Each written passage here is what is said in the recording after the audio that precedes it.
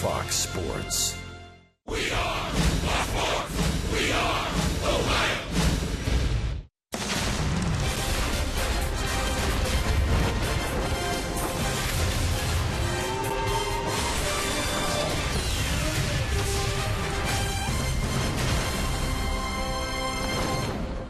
We welcome you to T-Mobile Tuesday Night Baseball, and a glorious weather night it is in downtown Cincinnati as the Reds open their final homestand of this 2014 season. It begins with the first of three against the Milwaukee Brewers.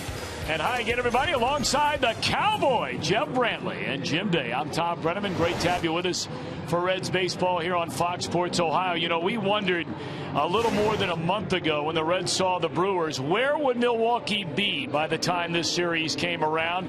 And Cowboy, it's really hard to believe they are where they are, especially when you look at where they have been most of the year. It really is, Tom. You look at the way that things have gone, 2-12 since August 28th. You wonder what's going through the mind of that guy and the other guys that sit in the dugout. Sometimes it's much easier to be the team that's running away with the lead rather than the team that has to chase. And now tonight, as you see, they're 5 back in the wild card with 7 games to go. They have to lock up with Johnny Cueto. And, of course, Cueto has tonight and the season finale to get to that magical number 20. Well, you can't get to 20 unless you win tonight. Yep. And that's the big key for Johnny Cueto and the Reds for that matter. Not only is this a huge ball game for the Reds and a 20 mark that would not only exemplify a great season for Johnny Cueto, even more so than what we're seeing now, but for this Reds ball club, that would be a huge feather in their cap. And I tell you, he's going against a pretty talented pitcher in Mike Fiers tonight. How well is this guy pitch? Well, 8 starts. His ERA is down under 2. When you start comparing anybody with Clayton Kershaw, we know that the numbers tend to be awfully good. That's how well Mike Fiers has pitched. You might not know his name, but I guarantee you, everybody in the Reds dugout, they'll know it tonight and by the end of tonight. So we've got a good pitching matchup tonight. Reds and the Brewers, first of 3. Cowboys going to be here tonight and tomorrow. How about that? And how about the home run display the Reds put on that series finale in St. Louis? Jim Day will have more on that when we return.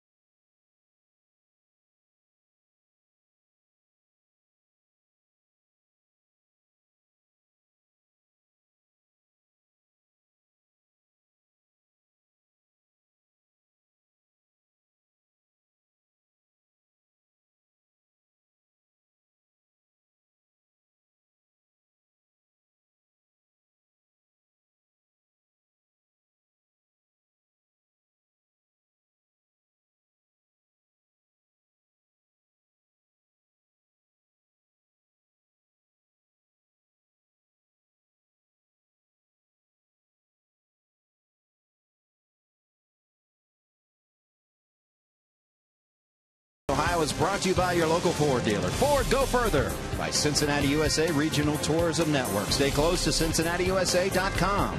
And by Skyline Chili. Feeling good? It's Skyline time. It looks like a great evening for baseball. And it's always fun when Johnny Baseball is on the mound. He's pitched 227 innings and 32 starts. That's an average of 7 innings every ball game. You got to hand it to Johnny Baseball. Johnny Baseball looking for his 19th win. Timmy Baseball looking for a hit up the middle. All right, give it to me. Oh. Ooh. Hit by pitch. I'll take my base. Enjoy the game on Fox Sports Ohio. Ooh. Tim, thank you very much. I'm Jim Day on the field. It was not the road trip the Reds were looking at, the final road trip of the season. It was a 3-city trip, but it did end in a good way. Sunday night in St. Louis, and the Reds would certainly like to carry some of this offense over into this series. Jay Bruce hit not 1 but 2 home runs, gives him 18 on the season. It's been a down year filled with injury, but he would certainly like to get to that 20 home run plateau and keep his streak going. And we have an interesting battle between Mesoraco and Frazier, both of which also hit a home run Sunday night.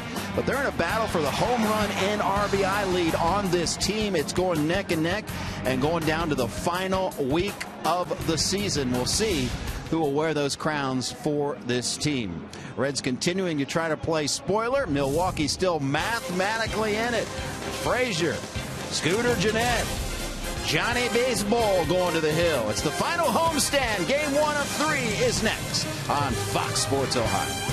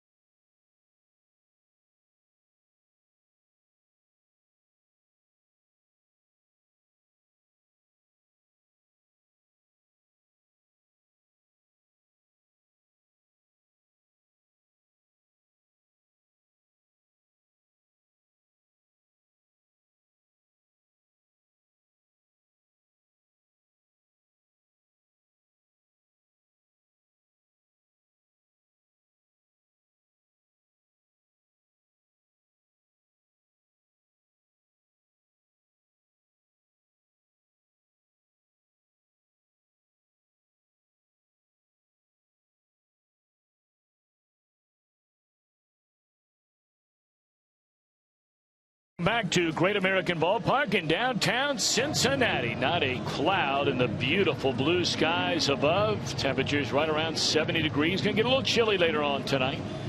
Ron Renicke's Milwaukee Brewers, 4 games over 500. 5 back in the wild card with 7 to go. And their lineup presented by Meyer. Carlos Gomez, Scooter Gennett, Jonathan Lucroy to start it. Aramis Ramirez at third, Ryan Braun in right, Gerardo Parra, the former Diamondback, in left.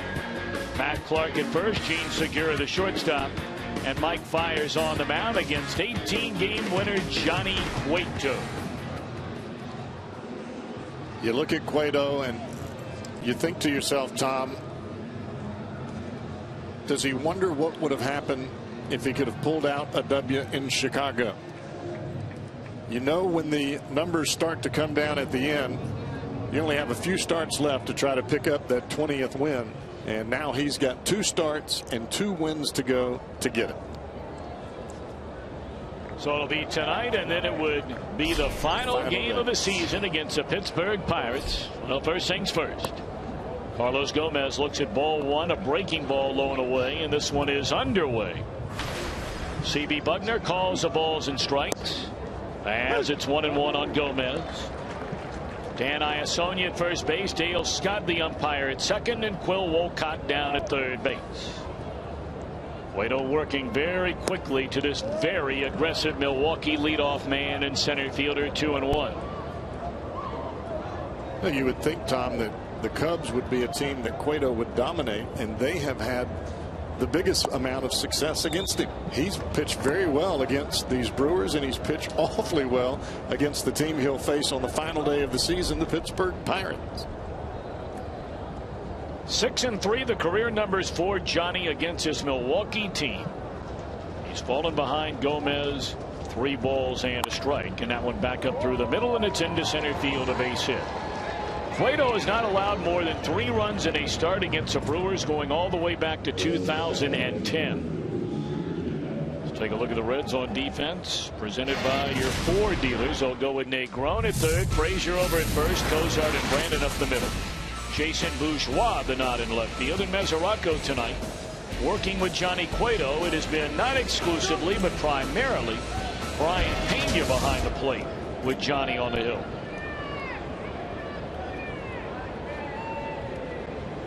Got to keep an eye on Gomez. 33 stolen bases. He's been thrown out 11 times, but no one shuts down the running game in Major League Baseball any better than does Johnny Cueto. And it's not just the move to first, Tom. It's how quickly he gets the ball to the catcher, whether it be Mesoraco or Brian Pena.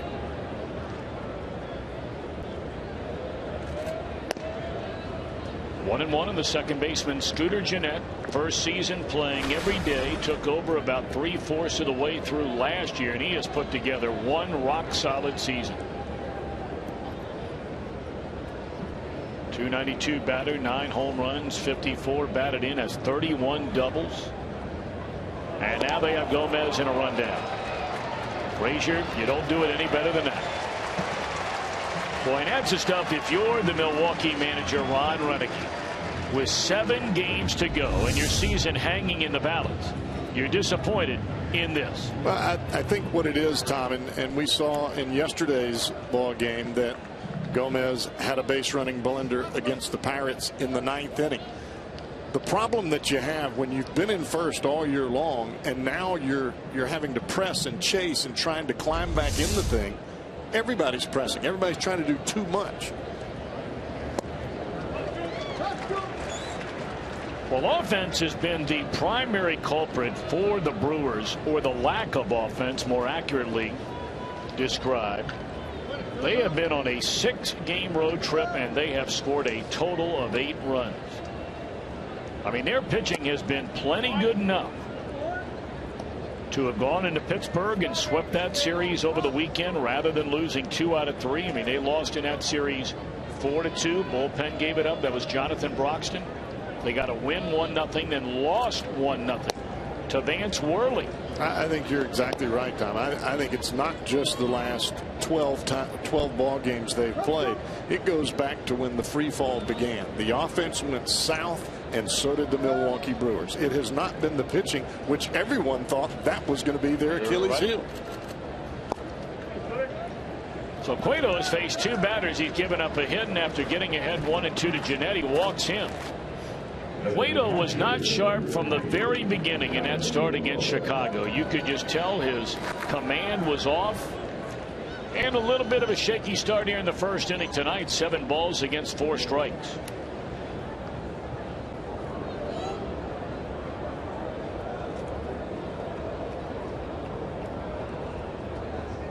That'll bring Jonathan Lucroy to the plate. National League All-Star this year. 303 batter, 13 home runs, 68 batted in, a whopping 52 doubles for Jonathan Lucroy. He is joined a Lyle Overbay, who has a franchise record in doubles of 53.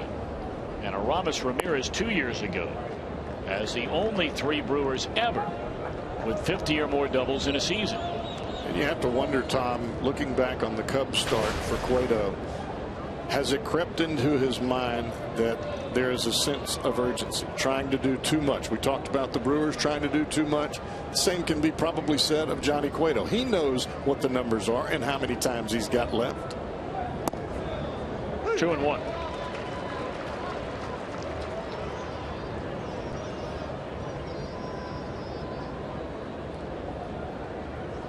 Those were the numbers against Chicago. You see the 5 walks.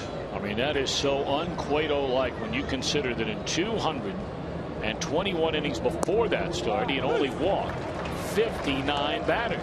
And the crazy part about that is 3 of those walks came there in the 6th inning that sent him out of the ball game. Now, there are a lot of pitchers who'd say, well, he gave up 1 run in 5 innings. This is Johnny Cueto.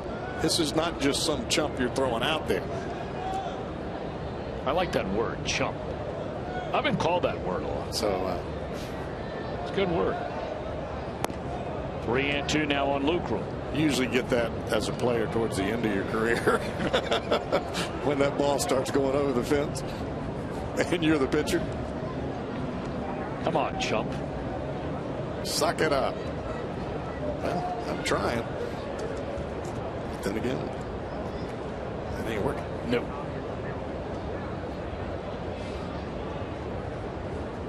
Cueto shaking off Mesoraco a couple of times, still looking in there, and 3-2. Will they start? Jeanette Lucroy got it, puts the ball in play, and now it's thrown by the runner, and that'll advance on to second base.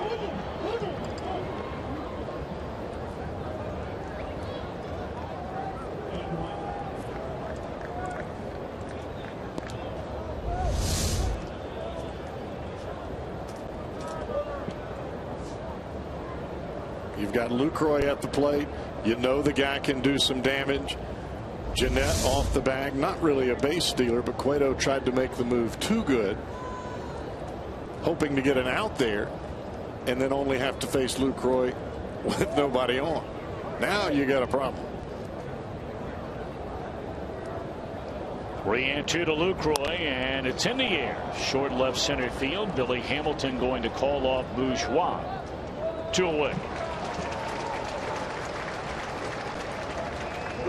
Well, we talk about it seemingly every time any pitcher, but especially the big guys, you know, the Wainwrights and the Kershaws and the Cuetos, and there are others that, you know, the first inning is generally an inning where pitchers have a hard time going from that bullpen mound to the field mound, and if you're going to get them, that's when they tend to not be on top of their game.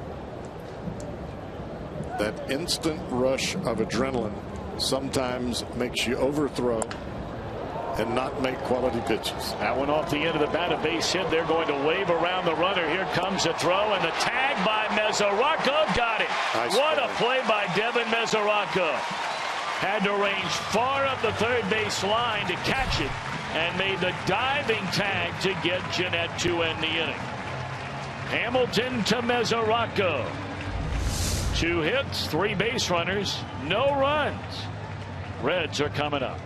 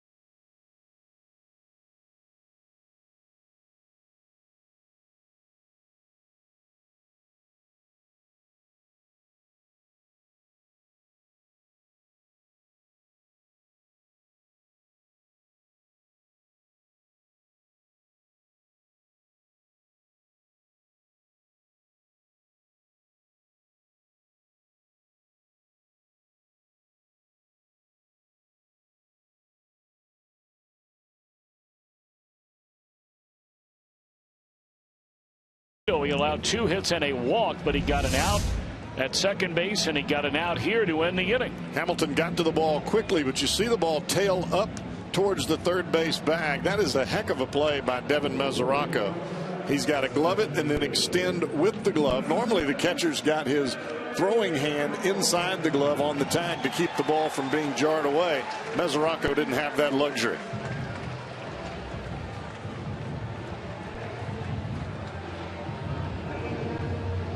Well, you got 3 base runners on in the first inning and you didn't get a run. That is advantage Reds right out of the gate.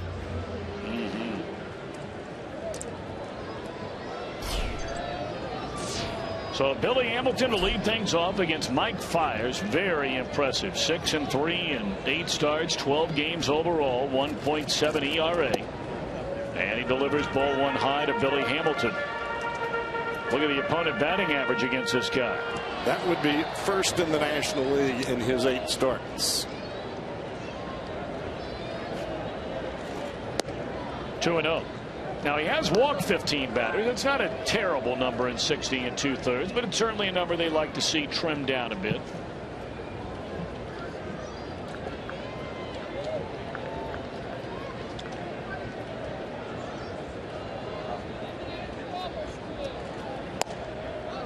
Two and 1 to Billy. The key for Fiers, Tom, has been consistency in the strike zone, as it is with most pitchers. This guy's got pretty decent stuff. He throws 4 different pitches, and when he's down and with strikes, the changeup is what's made him awfully good. Now the Reds have seen Fiers 1-2 in 5 games with a 2.9 ERA, including 3 of those as a starter. But all of those starts came in 2012. Swinging a foul ball out of play. He got off to a terrible start last season, and then they sent him back to the minor leagues, where he wrapped up the year pitching for AAA Nashville. He broke his right forearm after getting hit by a line drive. So really last year, he would just as soon forget. And he just blows away Hamilton on high heat, 1 away. Take a look at Brian Price's starting lineup tonight, presented by Meyer. Bourgeois coming up, followed by Todd Frazier. Devin Mesoraco, the cleanup hitter. Brandon Phillips in second with Jay Bruce. Big game Sunday in St. Louis and right. Negron, Cozart, and Cueto, the latter third. And don't look for Fiers to light up that radar gun against the Reds. That's not going to happen. He's going to change speeds and move the ball around up and down.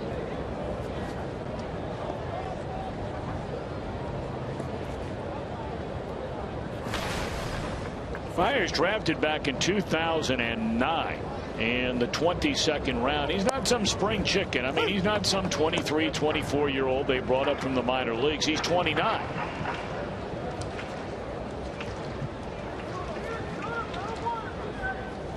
But every now and again, Cowboy, and you and I have talked about this, you run into guys who are quote-unquote late bloomers. There's a fly ball into right field, 2 away in the inning. And they're hoping that is a story for Fiers. Well, I think part of it too, Tom, is as you come up through the minor leagues, you get a shot at the big leagues, you get sent down, you get another shot at the big leagues, you get sent down. There are some guys that figure it out. Okay, the way I've been doing it is not going to work anymore. I've got to do it this way, and I can't try to see how hard I can throw the ball and turn around and look at the radar gun. I think this guy has finally figured it out. Now, can he do it in a full season? Well, next year maybe we'll see. Yep. Strike 1 on Todd Frazier. One thing you can tell very early on, even though that radar gun does not say 94, 95, 97, when you're throwing 91 up around the letters, there still aren't a lot of guys that hit it. Now you get that down and some guys will tee off, but they'll chase up around the 21 right there on Frazier's jersey, and it's hard to get on. Well, I think part of it is the throwing mechanics of Mike Fiers. If you'll watch him as he brings his knee up, he really stabs the ball down behind his back, almost a pause in the middle of his delivery to the plate. There.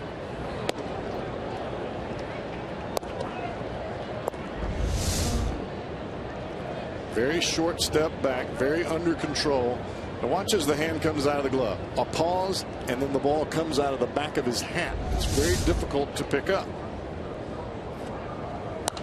You know, with his height and his throwing motion and his velocity, who he reminds you a lot of, and a guy who looks like every other year his career is going to be over and then he'll spring back to life, is Chris Young. Exactly. But Chris Young is a strike thrower, and he knows how to change speeds. You know, I say this time and time again. On the mound, you're a pitcher. You're not a thrower. Throwers play other positions. And if you're turning around and looking at that radar gun after every pitch, you're going to have a long year, partner.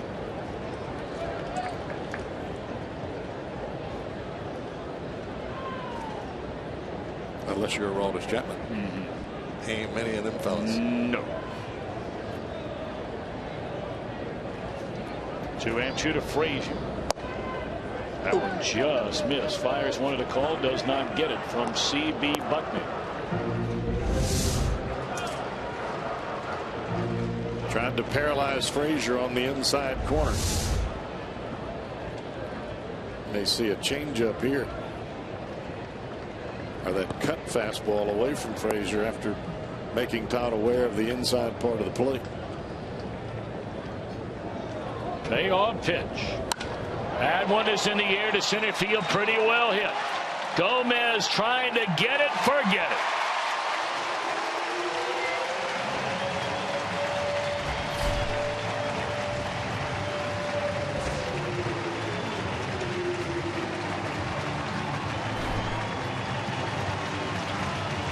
Home run number 28 for Todd Frazier. That's a team high. 1-0 here in the opening inning. Well, if you're Frazier, you're looking for a ball out over the plate. Instead of this ball cutting away from Frazier, it comes back to the plate. I mean, that is right in Frazier's honey hole right there. Bam. That's what we were talking about a minute ago. You know, early in the at bat, he threw that 91-mile-per-hour fastball up. And that one just above the knees, and it was clobbered.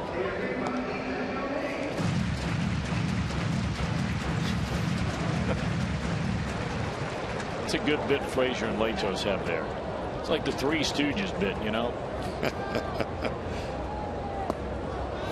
0-2 on Devin Mesoraco. You're old enough to remember the Three Stooges. Am I old enough? I loved them.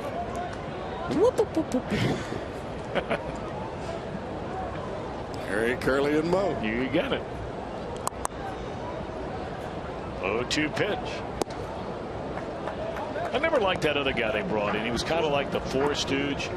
What was his name? Schlepp or Schnepp or something like that? Shem? Shep. Yeah. Should have been called Schlepp. 1-2 on Devin Mesoraco. Clown. So the Reds out to the 1-0 lead. Brewers certainly scoreboard watching. I mean, that's all you're doing. They have been doing that for the better part of 2 months. To think of the start the Brewers got off to this year, where they were virtually unbeatable through April and right on through the middle of May, and all of us wondered, you know, could this Brewer team hang on? And then all of a sudden, the losses begin to mount. You're pressing, you can't get hits, you can't get runs. You're watching the Cardinals go by, you're watching the Pirates go by. Heck, the Reds were in that mix, you may remember, right at the All-Star break. They were the team in second place behind the Brewers by only a game and a half. But I don't think anybody thought that their hitting would go south. The one thing the Brewers have been known for over the last 5-6 years, Hammer City with the bats. Starting pitching, question mark. Bullpen, major question mark. But the hitting, you thought, well, they're going to score some runs, and that's what's killed them. 3-2 on Mesoraco. And he jumps on one, maybe just got underneath it. Does it have enough? And it is gone.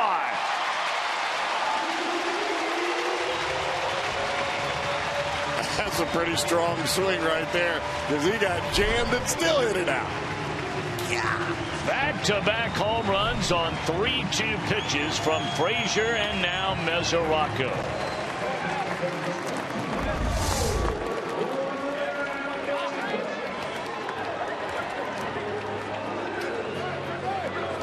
Cowboy, that fastball down in the zone. But as we have seen with Mesoraco, if you're going in, you better get it in. And he left that bad boy on the plate.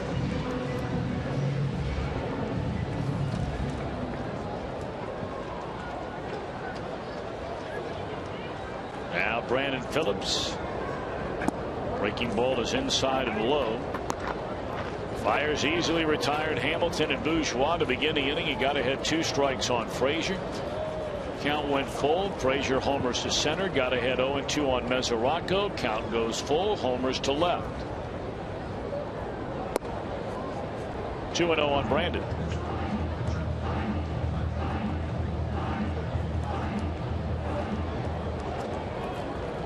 Coming into the game, Brandon, or rather Fires, had only allowed 4 home runs in a little more than 60 innings on the mound.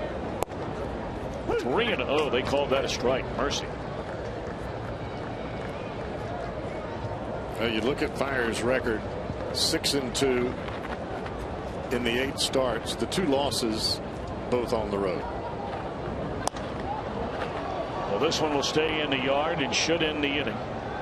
Jeanette looking around for help, and he'll go out and get it himself. Back-to-back 2-out home runs. Frazier, number 28. Mesoraco, number 25. End of 1, 2-0 Redlegs.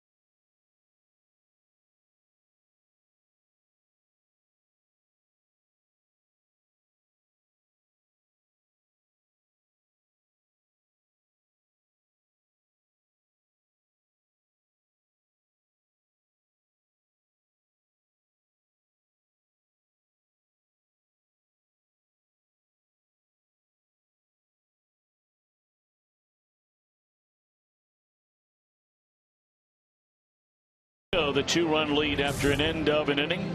Lowest run support going back to 1980 for an 18-game winner, and look who's at the top of the list. Well, I think it tells you how dominant Cueto has been. Even without great run support, he's still put 18 wins on the board.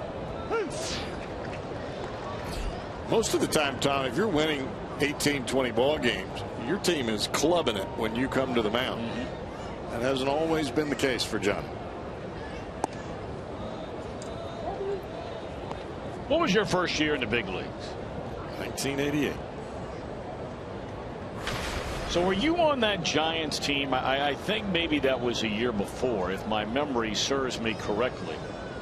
As Ryan Braun dribbles one foul, 1-2. Just saw the name on that list, third on that list, Mike Scott. And I remember one year he threw a no-hitter to clinch then the National League West against the San Francisco Giants. Is that the year before you got to the big leagues? That was the year before. Actually, it was 2 years before, because the story in lore, in Giants lore as it is, Braun strikes out, is that Will Clark was hitting in the leadoff spot. Hit a line drive to the first baseman, if I remember this correctly, during the first at bat. He comes back to the dugout. He says, "This guy has got nothing. And he no-hit him.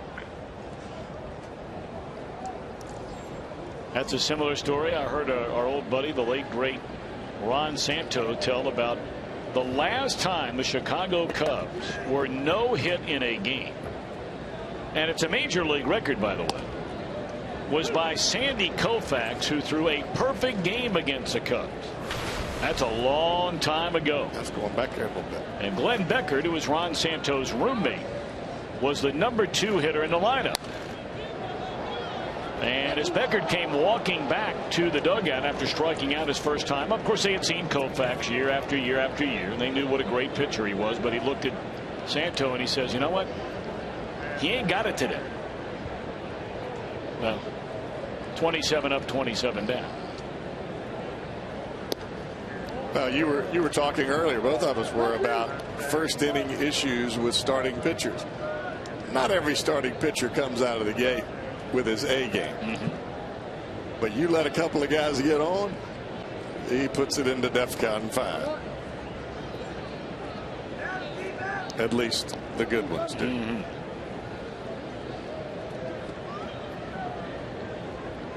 2-2 on Gerardo Parra. We've seen him the last handful of years with the Arizona Diamondbacks, and back-to-back strikeouts for Johnny here in the second inning.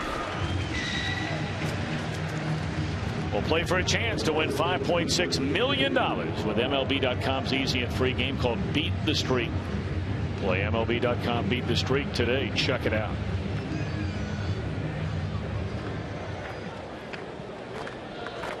Two up, two down. And now Matt Clark playing in his 14th game.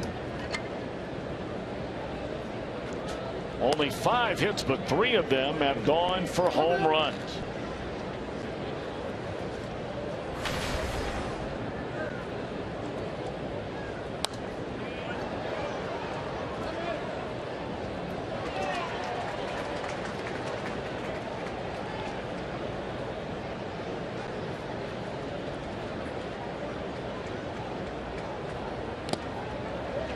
One and two to Clark. Played last season over in Japan. He was in the minor leagues for a number of seasons with San Diego. He put together a really good year this year at AA and then AAA. Clubbed 26 home runs and knocked in almost 90 runs. And most of the guys that go to Japan and then come back, Tom, tend to be much better breaking ball hitters after a year in Japan. This guy can catch up with the off-speed pitch pretty well. How about Brandon Phillips getting it done yet again? There might be 1 week left to go, and the Reds might be buried in the division, but Brandon's still giving it up.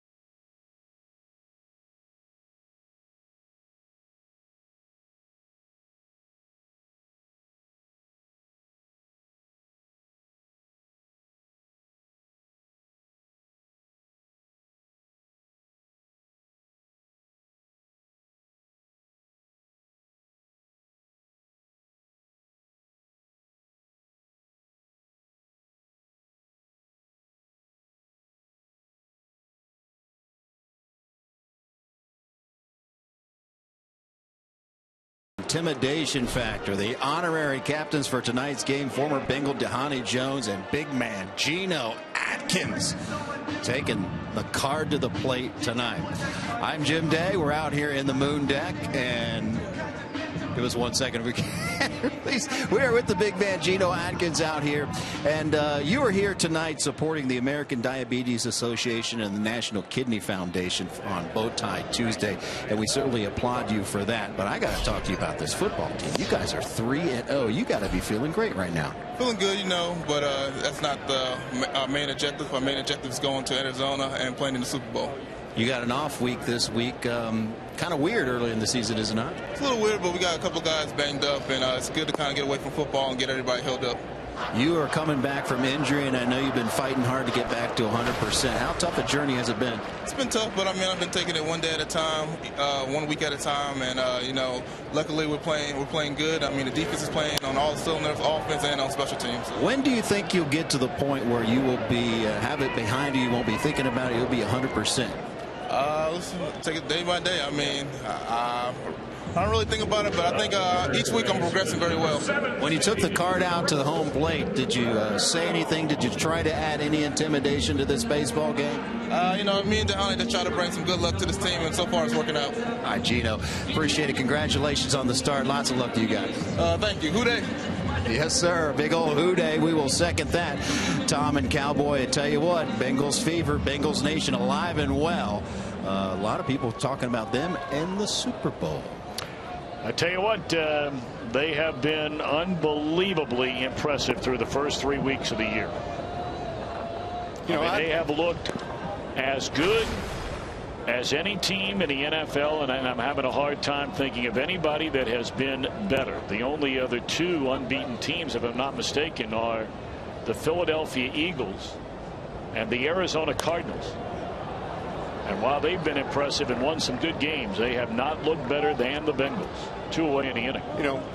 One of my goals in life, and I know I got a long way to go, but I want to look like Geno Atkins did with that T-shirt on.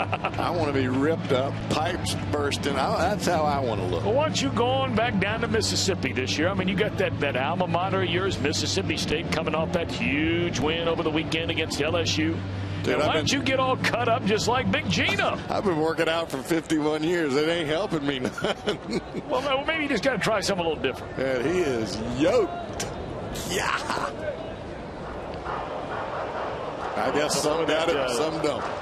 Well, before that injury last year that wrecked his season very early in the year, of course, Geno considered the best defensive tackle in the NFL. And everything you read and everything you hear, he is getting very close to being that guy again. Reds leading 2-0, 2 down, nobody on. Couple of pop-ups here in the inning against Mike Fiers, one from Bruce, the other by Negron, and in strike one is Zach Kozar.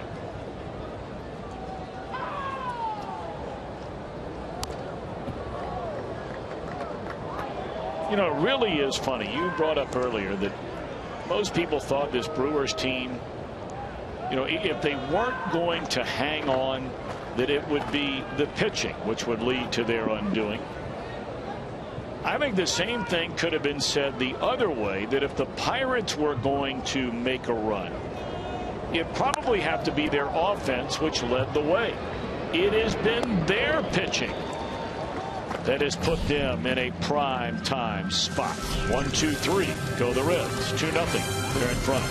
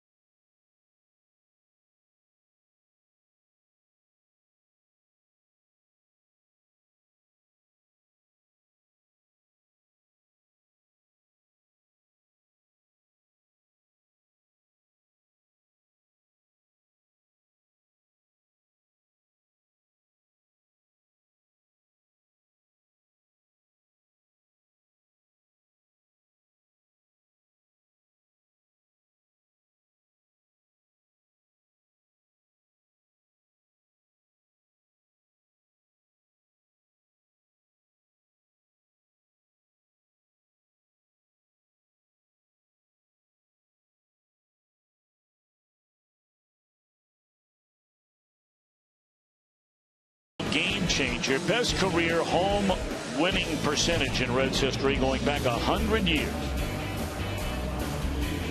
Maloney, Nolan, Gullett, some of the great names in Reds history.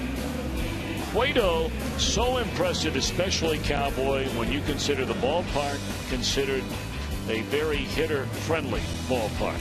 Now, Cueto has 11 wins this year at home, which is first not only in the National League, but all throughout Major League Baseball. And we've talked all night about getting to the 20th win. Of course, he's got to get 19 tonight in order to have the opportunity for 20. But in his last 9 starts here at Great American Ballpark, 8-1.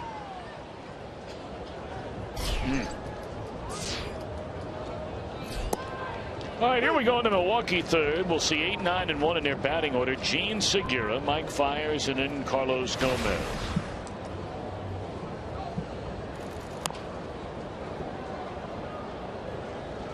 Nothing at 2 on Segura. 239 batter, 4 home runs, 28 runs batted in. Of course, the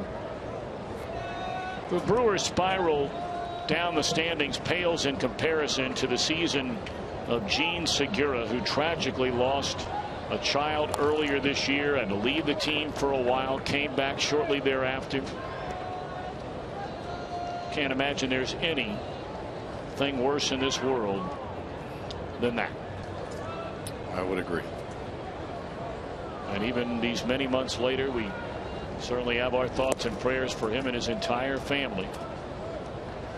And 1 more week to go, and then I'm sure there's a lot of healing and a lot of things that need to try and get right once this baseball season is through.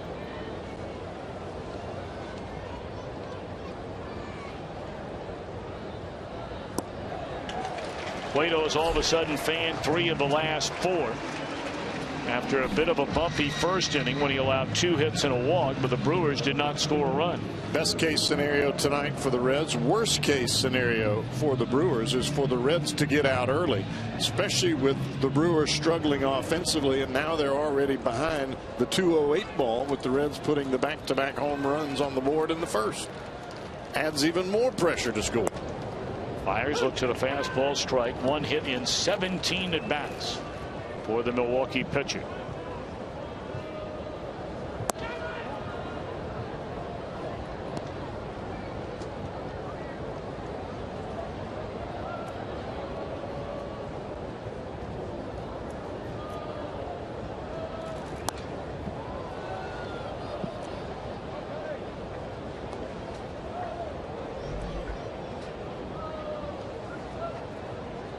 Well, the Reds put the 2 runs on the board, and Cueto dialed it up a notch. Third base side, ranging far to his left knee, grown to get it. 2 up, 2 down in the Brewers' third. Well, our AT&T call to action. You can tweet your photos using hashtag #OhioFanPhoto, and perhaps we'll show it during this final week of the season. The Reds fan photo brought to you by AT&T. Atlanta leading its game 2-0 over the Pirates. That game in the bottom of the second inning down at Turner Field.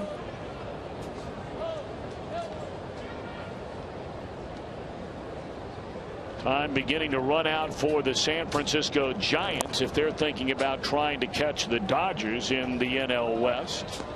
Giants came up with an extra inning win last night.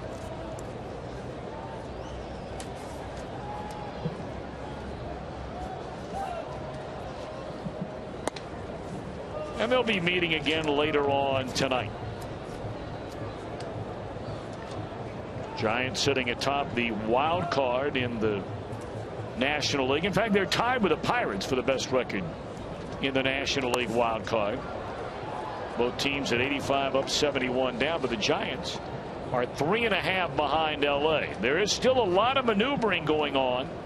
Not necessarily for the best record. It's still doable for both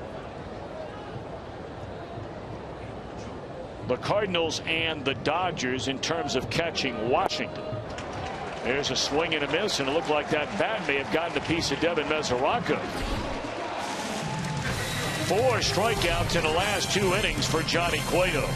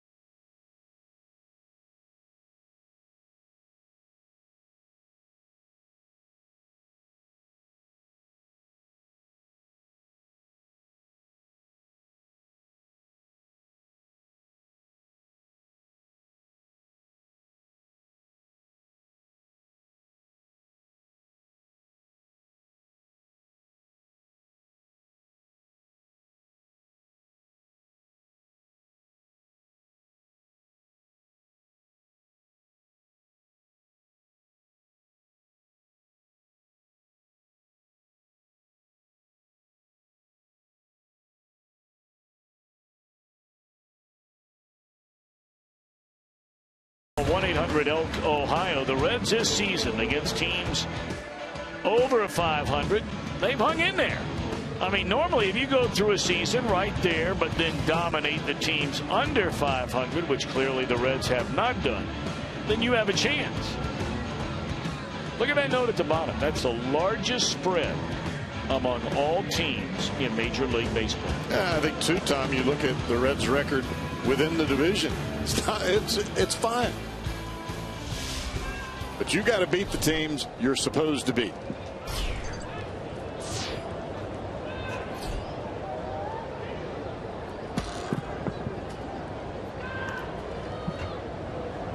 Johnny Cueto shows bunt and takes a strike. You know, you look at some of the teams where the Reds have struggled. They lost 4 out of 6 to the New York Mets. Now the Mets are having a better year. But still. The Philadelphia Phillies have had a dreadful year. The Reds are 500 against them. They're 500 against the Nationals, team with the best record in the entire National League. Now we know they struggled against the Cardinals. They're 7-12, and you mentioned in the division they're 2 over 500. Right. But look at some of the teams they had problems with. San Diego is the killer. San Diego, they lost 5 out of 6. They lost 4 out of 7 to Colorado, and they only beat Arizona 4 out of 7. Cueto takes a 4-pitch walk to begin the inning.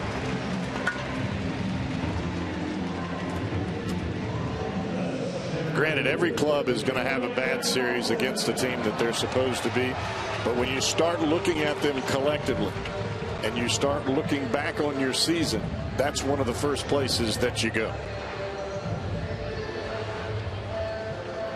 They lost every game they played of the 4 against the Boston Red Sox, who are in dead last over in the American League East. They lost 2 out of 3 early in the year to Tampa Bay, another team under 500. They were swept by the Yankees. Yankees are 6 games over, but I think we all agree that that's not a traditional powerhouse Yankee team by any means. No, and I think that issue there, losing to teams that had under 500 records a lot, and those 1-run losses, those are the question marks that you look at and you say to yourself as the general manager or the manager of this ball club, all right, how do we fix this? Because if we fix that, we're right in the thing, but you got to fix it.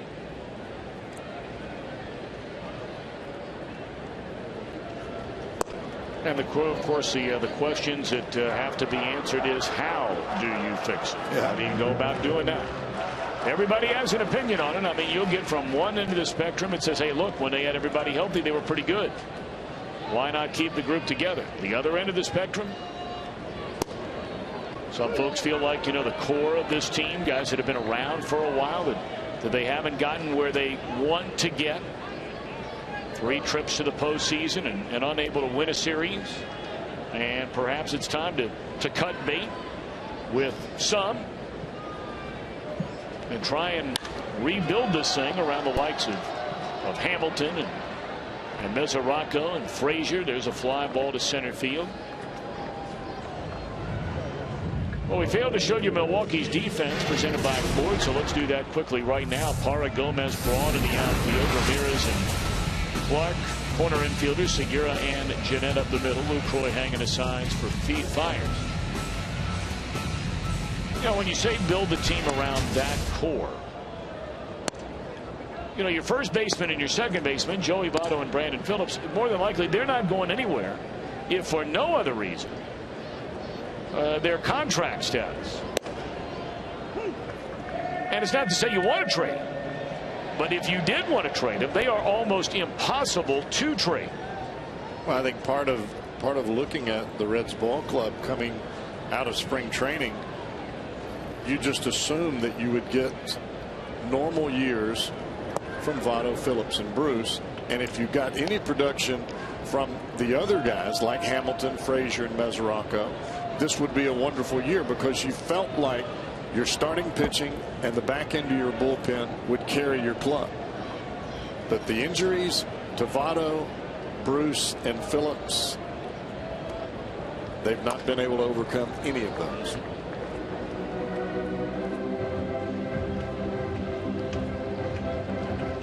And I think there are a lot of folks out there, Tom, now that would say, okay, well, if we get all these guys healthy, they're all back on this club next year, then they'll be right back where they're supposed to be.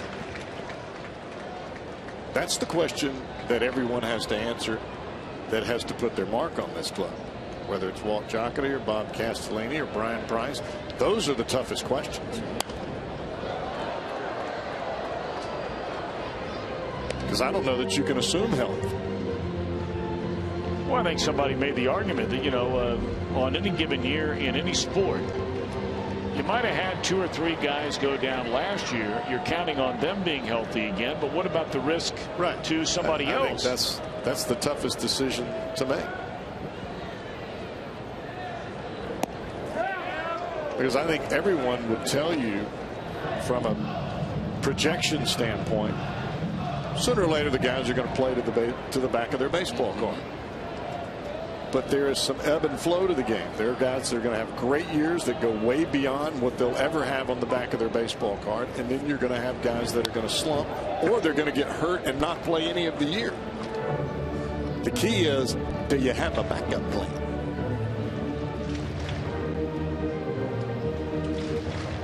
And that is the one area where we have talked about so many times where, generally speaking, it's not every year, every team, but where the big money clubs can spend a lot more of that money on the quote unquote backup plan. Maybe they spend a lot of money on a player who gets hurt. The guy behind him's making a pile of money and probably has been a major league veteran, regular player for somebody else. And you can plug him right in there, and chances are he does a good job. Or you just go out and spend more money and bring in somebody else from somewhere else.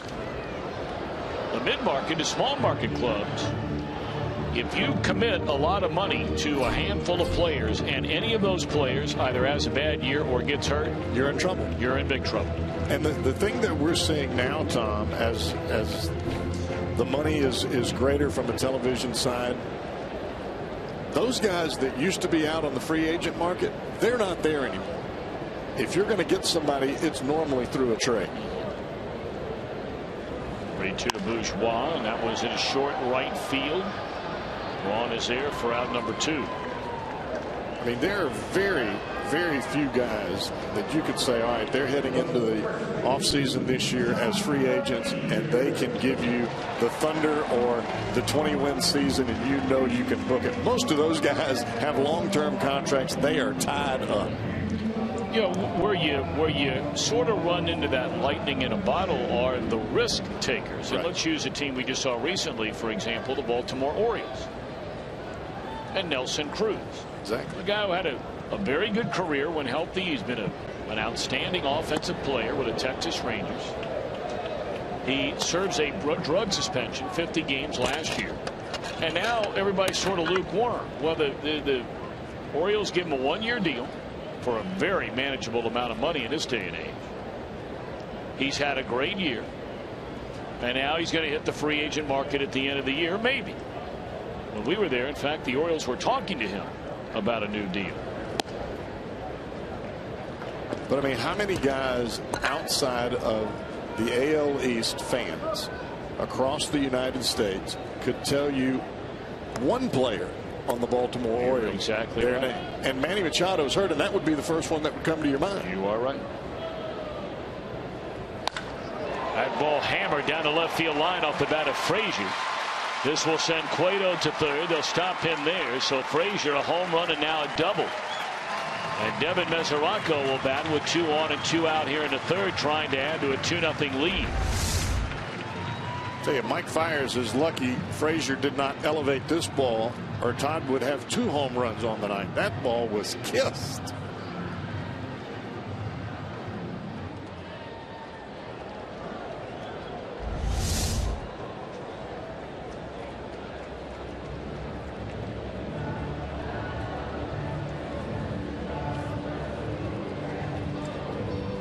So a quick visit out to the mound before Mesoraco comes to the plate. Rick Kranitz, the pitching coach, boy, he is very animated in his discussion, both looking into the eyes of Fiers and the catcher Jonathan Lucroy. Grant's been around the game for a long time. I remember when he was working his way up in the Chicago Cubs minor league system. They were very high on him, but really Neighbor gave him a chance to be the guy.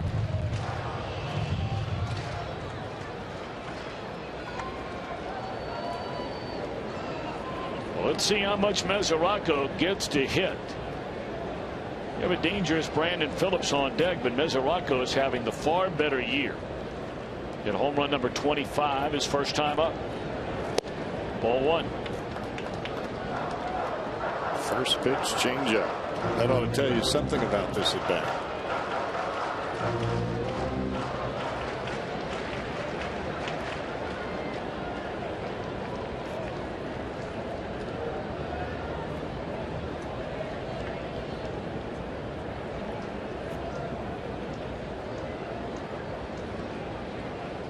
I want to hear an incredible stat. Joe Luckham, our statistician, just informs me the back-to-back home runs by Frazier and Mesoraco in the first inning. First time the Reds have hit back-to-back home runs since the third game of the year. And Bruce and Frazier did it in the first inning off Cardinals starter Lance Lynn. I would imagine that has to be a Reds record for fewest number of back-to-back home runs over the course of a season. 2 times all year.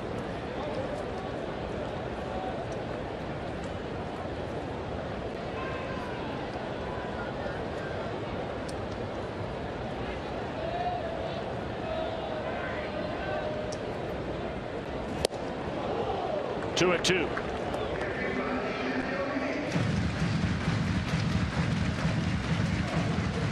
We mentioned it's a neck-and-neck race, Mesoraco and Frazier. Frazier with a home run in front of Devin, tied him at 77, and Devin said, "I'll have none of that." Got number 78 with his solo home run, and now a chance to add to that right here and right now. 2 on, 2 out. 2 balls, 2 strikes.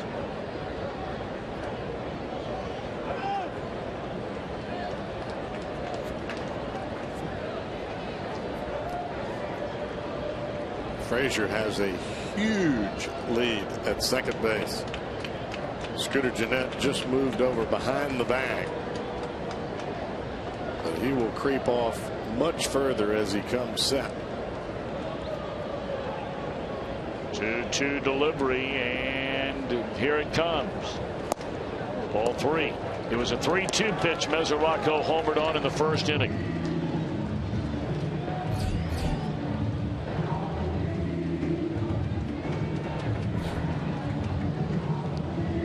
Got to throw him another changeup here. He's already missed 2 of them.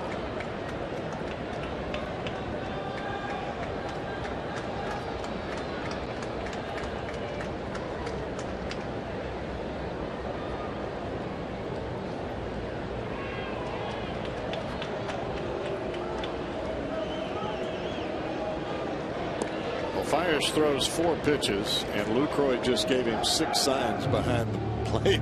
I think that's why he went out to the mound. Have to start using both hands and fingers and toes.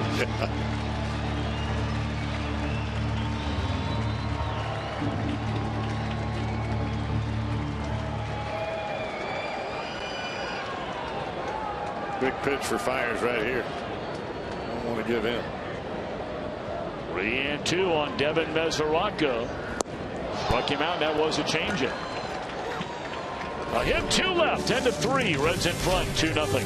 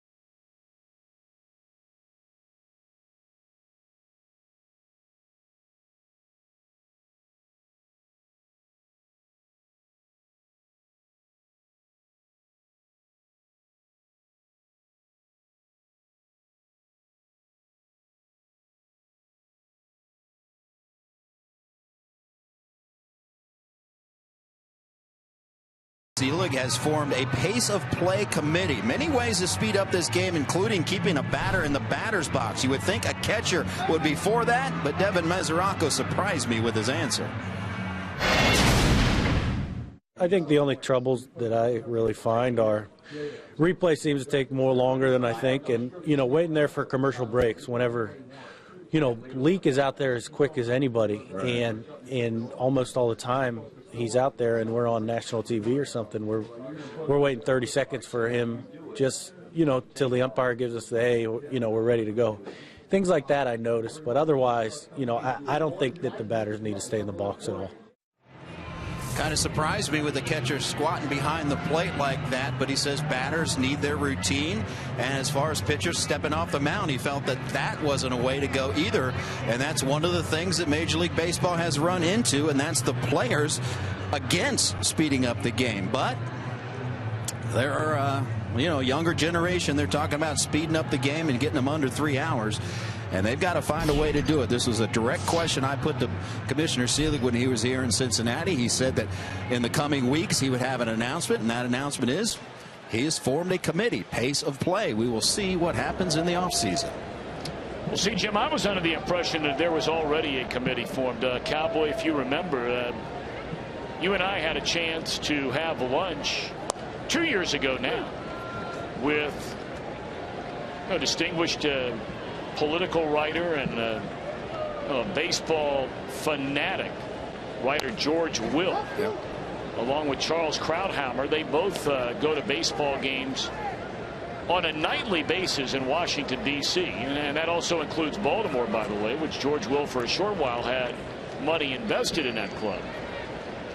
I was under the impression when we had lunch with him that day that was a committee that perhaps I misunderstood, had been talked about for a number of years, and at least getting recommendations. George Will was placed on that committee by Bud Selig, and they had others. Maybe that was more of an exploratory kind of thing, in-house kind of thing, and now going to get a little more serious about specifics. Well, I think there's been a resounding effort by baseball to speed the game up in the last 5 to 7 years. I just don't know how you do that, and I think that's part of this new committee's task. You've got players that have to be able to relax and be able to still do their job. I mean, that's what people pay to come and see. You want to be able to speed the game up, but not take away the competitive edge of the player. Now, standing out of the box and flipping through your batting gloves, taking your helmet off, doing a circle, tapping both spikes, or walking behind the mound, go to the rosin bag after every pitch. Look, that's old hat. You can eliminate that. But as far as a guy being able to step out of the box, take a deep breath, if he does have to tie a shoelace, is he going to get punished? Same thing with a pitcher on the mound. I mean, there are certain times where your back might be spasming. You might have a little bit of tightness in the forearm. You have to be able to take a breath. Jeanette, a high fly ball into right field that'll back up Bruce, and right at the warning track. He'll make the play, one away. Looks like Johnny's starting to get into a nice groove after that bumpy opening inning. He allowed a single to the first batter of the game. Then Gomez was picked off. He walked Scooter Gennett. Threw a ball by Todd Frazier over at first trying to pick him off. Gennett went to second base. He got this man, Lucroy, on a fly ball to center. And then Aramis Ramirez singled with a runner at second and 2 outs. And Billy Hamilton threw out Gennett at the plate. Ever since then, nary a Brewer has been at first base. Now, the one thing that we're seeing from Cueto here tonight against this very aggressive Brewer offense, a lot of changeups. We normally don't see the changeup from Cueto until the third time through the lineup. We've seen it all the way back to the first batter in the second inning when he struck out Ryan Braun. To Hopper, right at Zach Kozak. 2 away.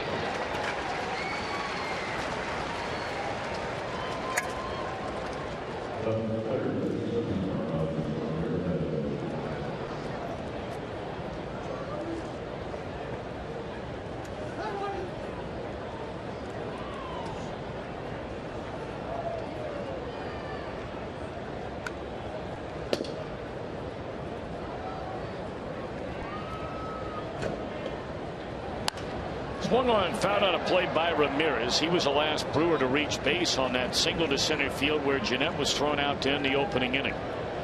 Well, there are more and more Brewer batters going back to the dugout. You can hear the helmet slam. You can hear the bat being slammed into the bat rack. The frustration has to be mounting. Billy Hamilton will run this one down. A 1-2-3 inning. Third in a row for Cueto. He's retired 9 in a row.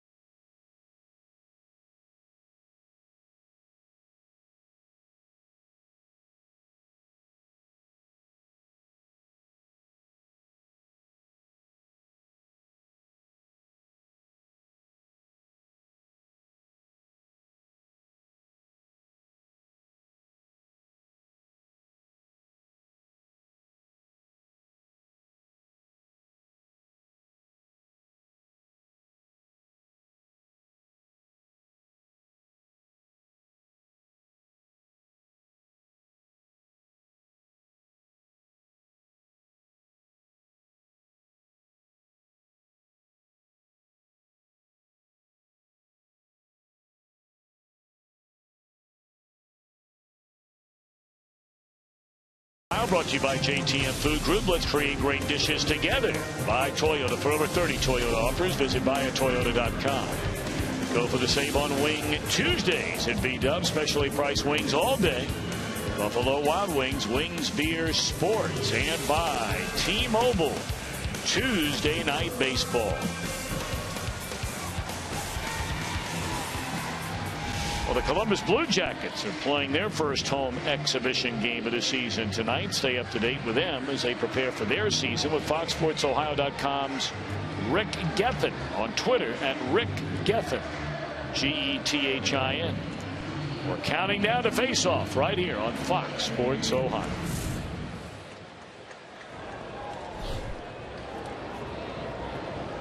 Reds got back-to-back home runs in the first inning from Todd Frazier and Devin Mesoraco. They lead 2-0 over Mike Fiers and the Milwaukee Brewers as Brandon Phillips opens up the bottom of the fourth inning. Strike one. Fiers wiggled off the 2-on, 2-out jam in the third by getting Devin Mesoraco to strike out on a changeup. And ahead of Brandon at 0-2.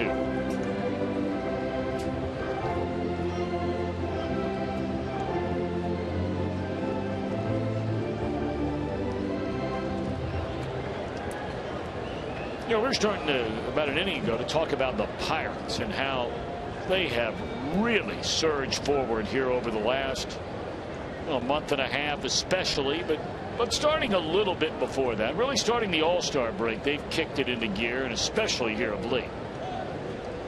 But talking about their pitching, I mean, they're getting shutout baseball from Vance Worley. This was a guy who was in Philadelphia, traded to Minnesota. That was in the Ben Revere deal, and I mean, it was a disaster for him in Minnesota. He gets a chance for the Pirates, and now all of a sudden nightly they're playing 1-0 games. They are, and this was a club that, I mean, they cut loose their closer, Jason Grilli, early in the season. I mean, you switch closers midstream, and the guy that they got back from the Angels when they sent Grilli out has not.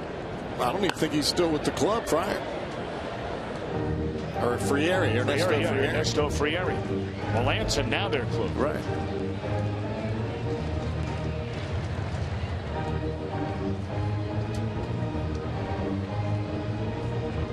You know, they had high hopes about Polanco. They bring him up. He comes racing out of the gate. Then all of a sudden, had to send him back down. Had to send him back down to the minor leagues.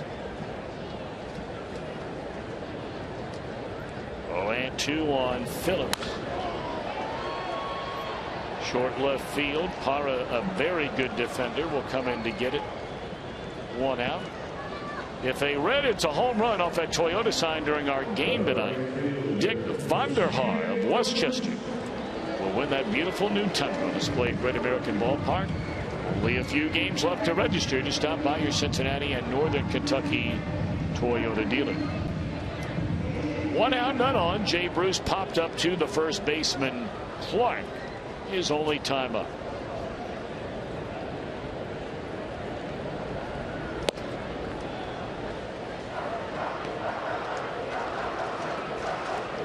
You know, you were talking about the Pirates pitching, Tom. I think if you ask any of those guys on that club, the guy that's made the most difference is the guy that never takes the field, and that's Ray Sears. I mean, it's a seemingly a totally different atmosphere on that ball club from a pitching standpoint. And let's face it, they've had a round robin in the starting rotation. Well, they had injuries to just about everybody, 3/5 of their starting rotation over the course of a year. The one guy that has really made a big difference in their starting rotation, and his seasons are a complete 180 from last year to this year, is Jeff Locke. Left-hander, very talented pitcher. He had the great start you may remember last year, was on the All-Star team. He was among the league leaders in ERA, and I mean couldn't get anybody out the second half of the year. He was left off the postseason roster. A little different this go around. Very different now. And all of a sudden, Cole's gotten healthy again. And Liriano, I think he's given up 3 earned runs in his last 6, 7, maybe 8 starts. I mean, and he was nowhere to be found early in the season. He had real difficulty. They are a very, very dangerous team to have to play in the postseason if they get in. And it's starting to look like they'll get in. There's a broken bat, and that'll be a 1-2-3 inning. Cowboy and I'll talk more about that as this night rolls along. Reds are in front at the end of 4, 2-0.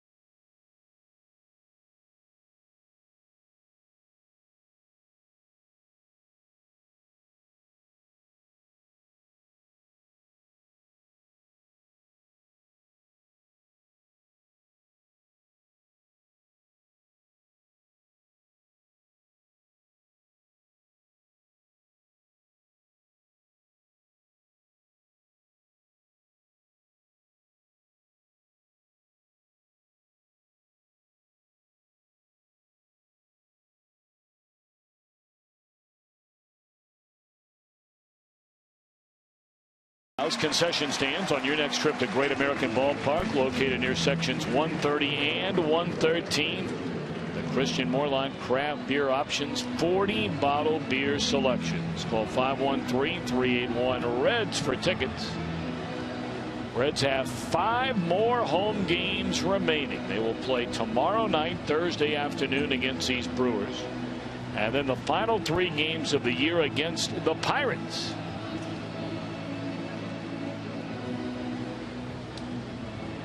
Of course, tonight our final Bark in the Park That's a good-looking dog right there. That sure is. That's a real good-looking dog right there. Of course, they all look good. Your best pal in the world.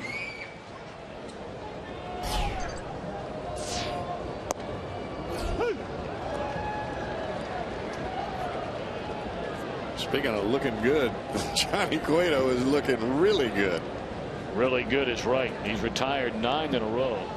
Now, I don't know the publication that came out today. My father-in-law called us from Arizona today, and he saw some magazine. The most pet-friendly cities in the United States, or the pet lovers of all cities in the United States. Cincinnati was #1. There you go. In the United States of America. Here's a soft liner off the end of the bat by Ryan Braun. That's now 10 in a row retired by Johnny Cueto. Well, that should tell you about the hearts of folks in this area. You better believe that, and I know that all the folks from SPCA Cincinnati, Harold Date's been running that place forever and a day. He had to be elated to hear that, but we can always do even a little bit better. Each and every one of us. And tonight is a perfect weather night. Yes, it is. For the pups to be out there. They've had a few other nights this year where it's been really hot. Tonight is perfect. Already in the low 60s. And Tim Hedrick told us before the game temperatures could drop in some areas into the mid 40s tonight. It was 44 when I got up this morning. Really early. Ground ball short. Ho hum. Johnny's got it going on. 2 away in the inning. Well, you think chilly weather in fall baseball coming up. The baseball postseason comes to America's new sports network. That'll be Fox Sports 1. Your home for baseball's National League Division and Championship Series beginning October the 3rd. Now, Cowboy, you and I are together tonight and tomorrow night. You'll finish the year on the radio. And Jim Kelch will come over and finish things up on the television side over the weekend. But I want to get your thoughts as Hamilton will run this one down into left center about the National League postseason.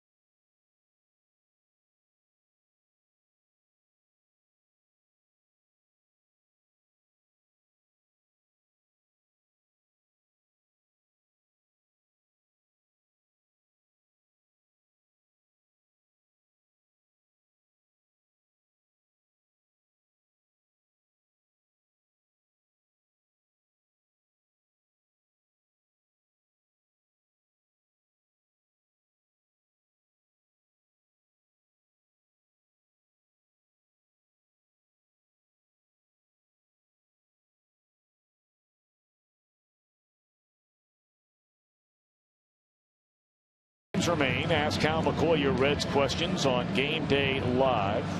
Ohio State and Cincinnati getting ready for this Saturday. Urban Meyer, a UC grad, talked about recruiting Cincinnati in his early press conference address. And Kevin Goheen writes about an unknown defender for the Bengals starting to get his due. It's all at FoxSportsOhio.com.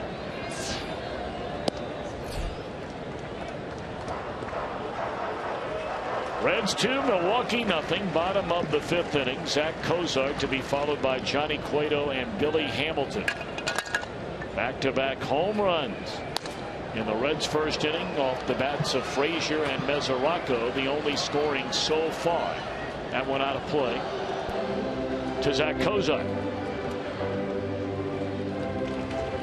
All right, what were you going to ask me about the National League playoffs? All right, let's assume for a second, and I know it's assuming, and it could change over the final week. We know that. These Brewers have not been mathematically eliminated, but they're down by 5, and they need to win games, and they need the Pirates and or the Giants to lose a lot of games.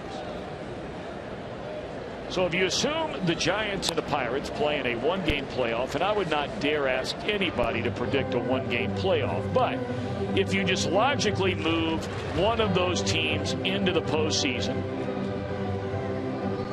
more than likely, and again subject to change, the winner of the wild card would play the Washington Nationals in the best-of-5 National League Division Series, and that would pit the Cardinals, as that one is into left field, hit pretty well, and that will one-hop the wall. That'll be a double by Cozart to lead off the inning. You'd have the Cardinals playing the Dodgers, and only 1 game the difference between those two now to decide which team would get the home field advantage. But as you look at that landscape, do you see anybody out there that you say, you know, I really like the way they're playing right now? Not necessarily the best record team, or maybe it is a team with the best record in the Nationals. I like the Nationals simply because they were able to survive early in the season without some of their better players. And even though I don't believe they're the best defensive ball club, I think they've got an absolute lockdown bullpen. They've got some starters for you. And I think anytime that you can run out a guy by the name of Steven Strasburg, he can pitch with a Clayton Kershaw. He can pitch with an.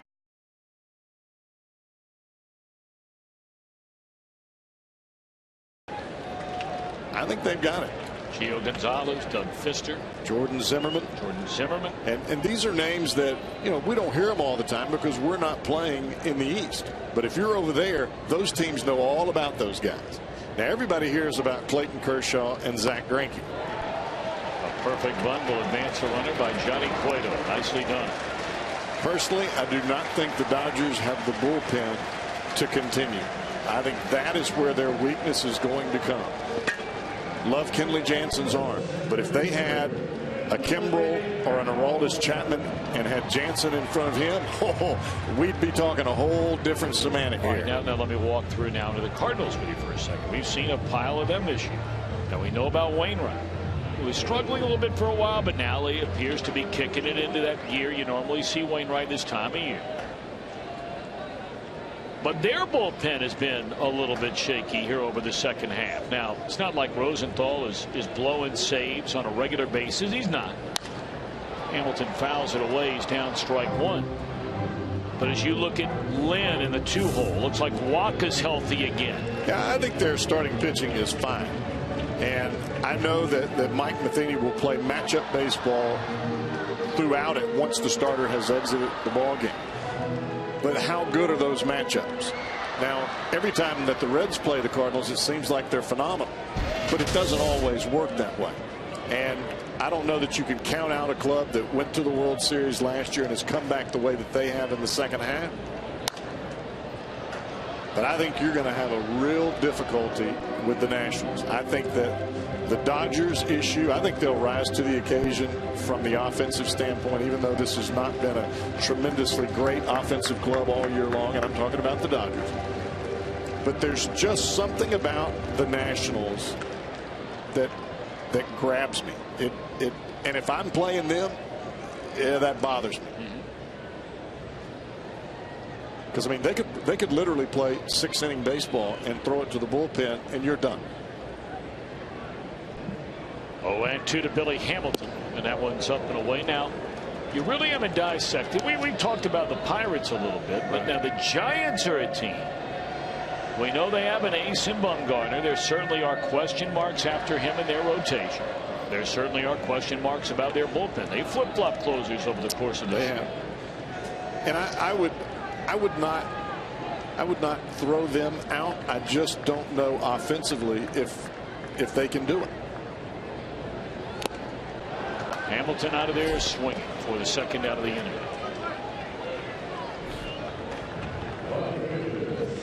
Well, the most popular way to follow September pennant races is with MLB.com at bat. Visit MLB.com for more details. It's a big strikeout right there for Mike Fiers, getting Hamilton for the second out of the inning.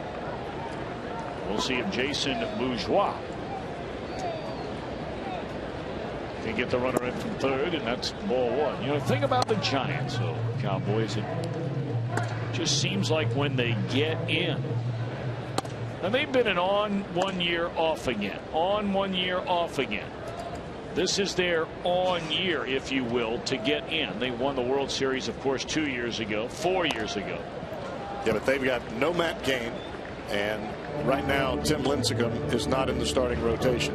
Those were their two big hammers, and then they went to Bumgarner. Now those two guys are out. Bumgarner is number one. Then you got Jake Peavy.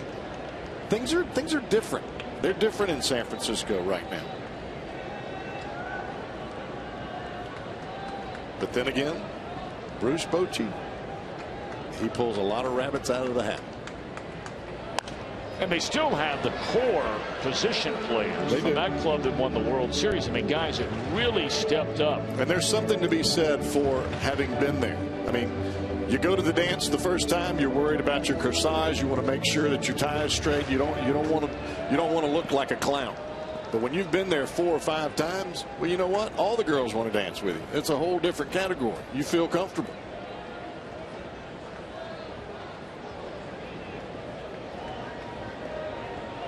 One and two. Did you say look like a clown? Oh, yeah. I mean, first prom I went to, I felt like I had a big red nose stuck on my face. I wasn't sure about that bow tie because I'd never put one on before. And a flower? Come on, brother. Mama says you got to wear it. All right. 2-2 on Jason Bourgeois.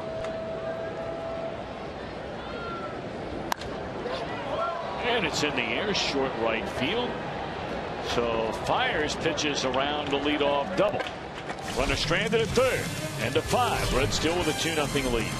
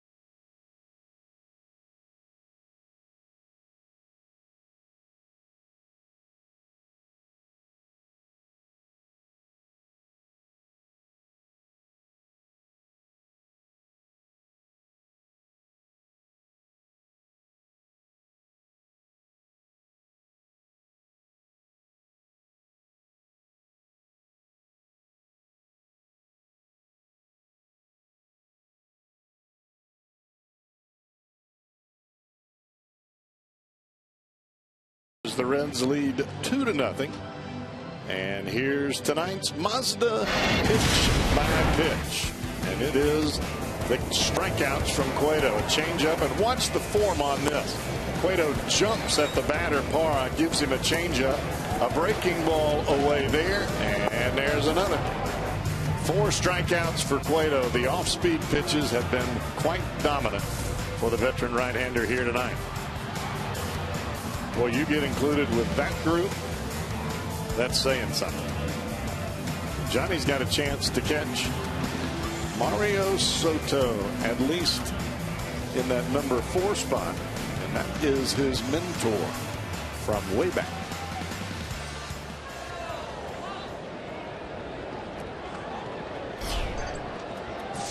Gene Segura to lead things off here in the Milwaukee 3rd inning. Segura struck out his first time up. Cueto allowed 2 hits and a walk in the 1st inning. He's not allowed a base runner since. Jeff just mentioned 12 straight retired by the Reds ace. Gunning for win number 19 here tonight. 0-2 on Segura. 18 pitches in the 1st inning, Tom, and they've gone downhill from there. 14, 13, 11, and 6 pitches in the 5th inning.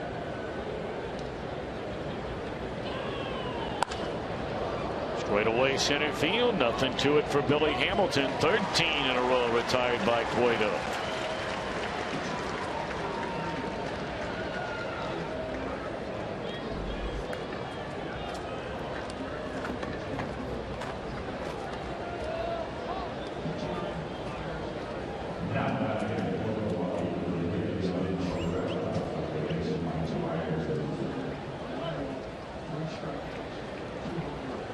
You get into the postseason and you never know, is Elian Herrera will come up and bat for Fires.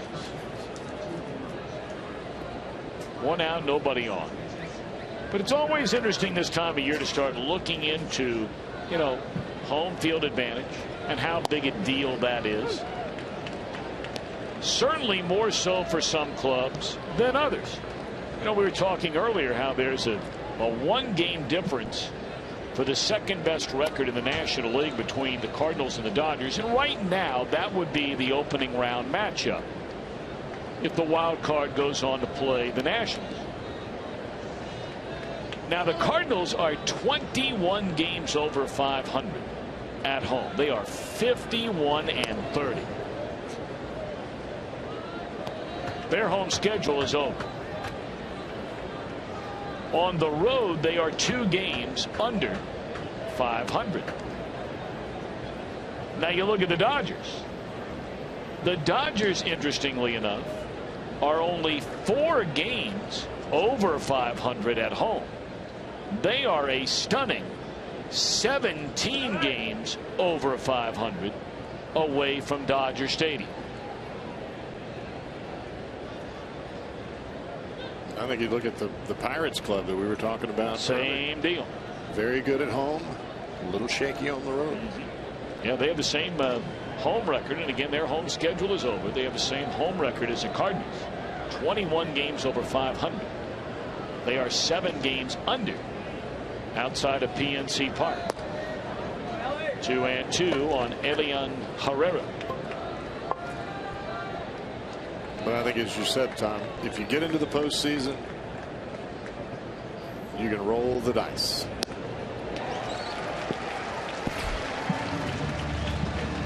$14 in a row retired now by Johnny Cueto. Now it's time for our flamethrower, brought to you by Cholula Hot Sauce. The old high hard one up and away from Elian Herrera. It's not really a pitch that you want to swing at, but Cueto makes it awfully enticing.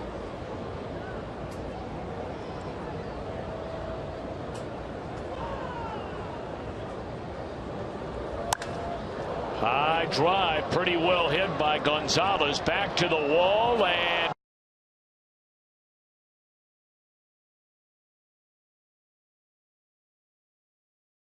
he's already around 3rd, and that will be a home run by Carlos Gomez, number 22 on the year, to make it a 2-1 game.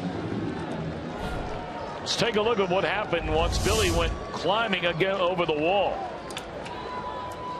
Yep, fan hit it in the stands, home run. But that ball was well over the fence. No chance for Hamilton to get to that ball. A great effort by Billy. But Gomez always, Tom, first pitch swinger. If it's close, he's hacking, and that was a spinning cutter out over the plate. Didn't do a whole lot except exit the bat with some serious velocity.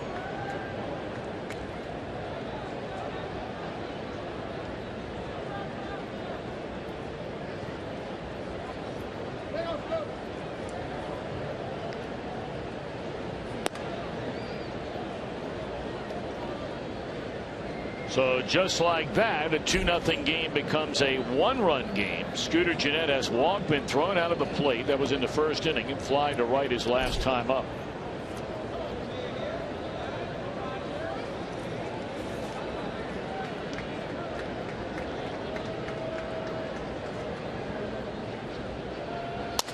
Broken bat roller by the mound. Cueto hits the grass and watches as Brandon throws out Gennett. A solo home run to get the Brewers on the board. It's a 2-1 Reds lead.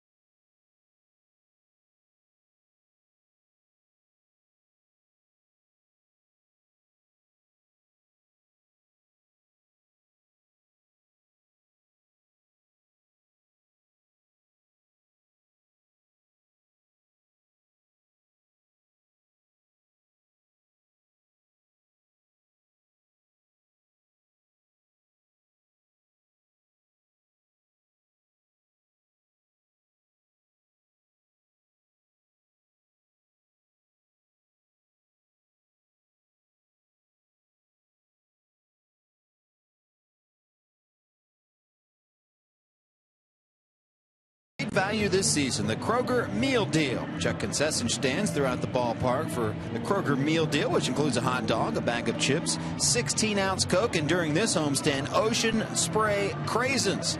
Make sure you get your Kroger meal today.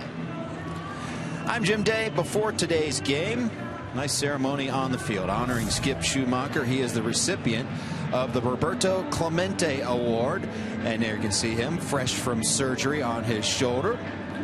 And I got to tell you guys, we've talked about this award before. Skip Schumacher, his first season with the Reds, he's on the back end of his career, involved in many charities in St. Louis. He was even an LA Dodger, and you might expect a guy to kind of ease into the city a little bit. He's under a 2-year deal, but he dove right into the community. He and his wife very much involved with Children's Hospital here in Cincinnati. Makes a trip there every homestand, and I applaud Skip Schumacher on the back end of his career.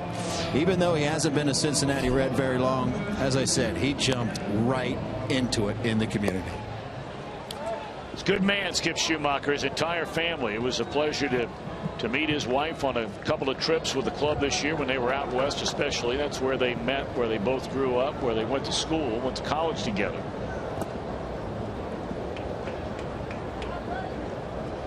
And for more information on that award, you can go to ChevyBaseball.com. You know, I meant to check in with Jim Day. We haven't yet tonight on any update, if there is anything to speak of. There's been much written, much said, and a lot of the reporting, the best reporting, in my opinion, on this whole story has been done on Jim Day. In regard to Joey Votto and how on the last road trip, Joey took batting practice for, what, a 4th time, if I'm not mistaken, and you still wonder. Jim Day, bring us up to speed of anything at all new to report today. Well, he took batting practice again this afternoon, looked very good in doing so. Brian Price was asked once again, he's asked on a daily basis, is there any update on Joey Votto? He says no, there is no update. I can tell you when he ran the bases on the road, though, he had some discomfort in the leg, and that's the first negative thing we've heard about him in his trying to get back for at least a few games this season. But no update pretty much means that he is not close to getting into a game. Okay. All right, Jim, thank you very much. I know you've been all over that story and frequently checking with Joey to find out if he'd like to talk about it on the record. And apparently not. Just going about his business and trying to get better. Well, at this point, I think you get yourself ready for 2015.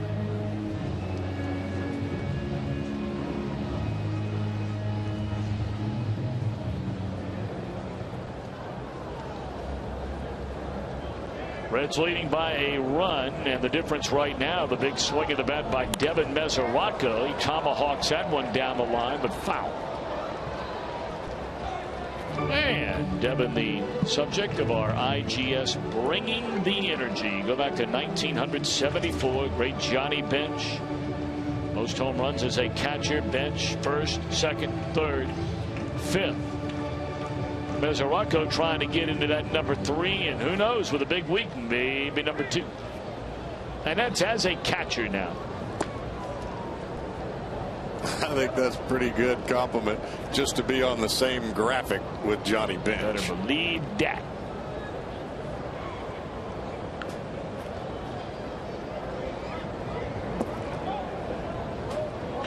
Marco Estrada is in the ball game for the Brewers, taking over for Mike Fiers after 5 innings of 4-hit 2-run pitching for Fiers.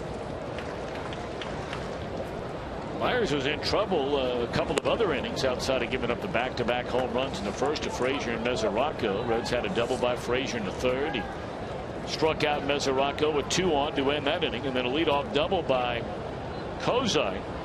Cueto bunted him down to third. But then he struck out Hamilton and got Bourgeois on a fly ball to win the inning. Estrada started the season in the starting rotation and was doing awfully well. But there is a number that he's got that nobody wants, and that's 29 home runs allowed.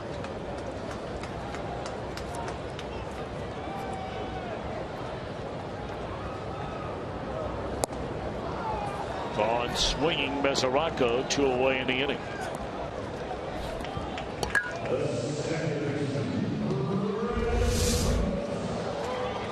Changeup starts middle away, comes back to the inside corner. After Mesoraco jerked that fastball foul down the left field line, Estrada gave him nothing but the off speed. Well, the Pirates have rallied from 2-0 down to take a 3-2 lead. If the Reds hang on here and the Pirates hang on there, there would be a 6-game spread between those 2 teams with 6 games to go.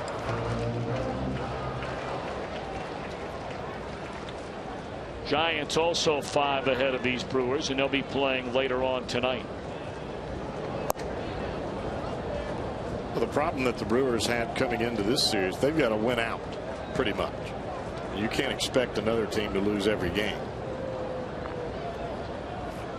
And regardless of what players say, oh, we don't look at the scoreboard, we're only taking care of our business here today. No, that's false. They're watching every time that thing updates out there in left center field. Well, let me ask you a question. Why would any player ever say that? Now, look, I know there's probably 1 or 2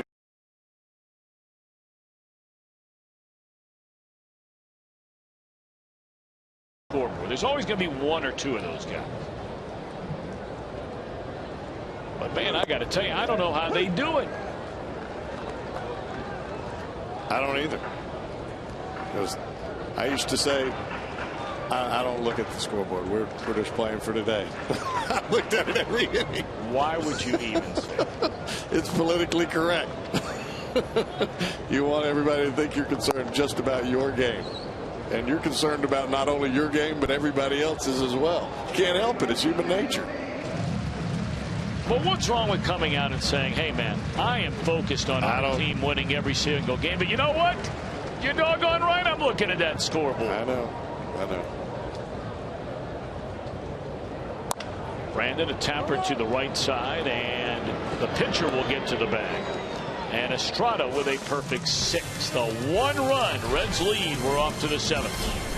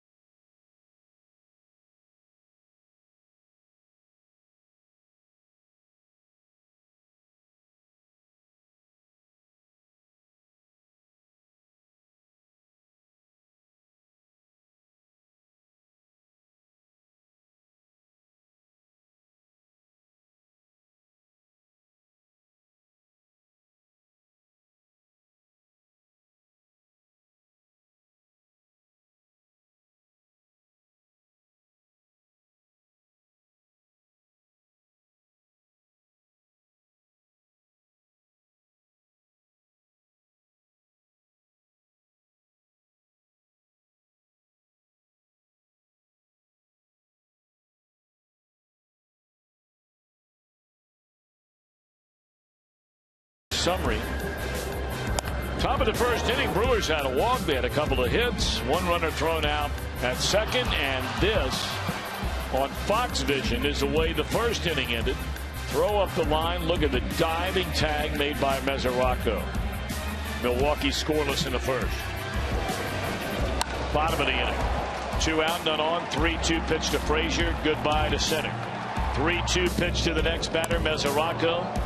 First time since the 3rd game of the year, Reds have hit back-to-back home runs. Johnny Cueto got on a roll, retiring 14 in a row before Carlos Gomez homered to the opposite field to make it a 2-1 game, and that's where we stand with Johnny on the mound, gunning for win number 19 here tonight. He has a 1-run lead.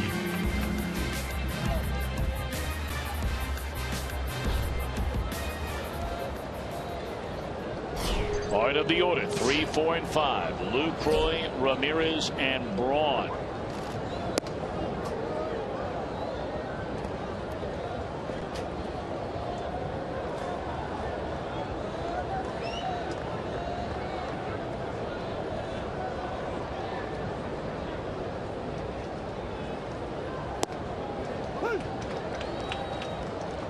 Now you start to get to a point.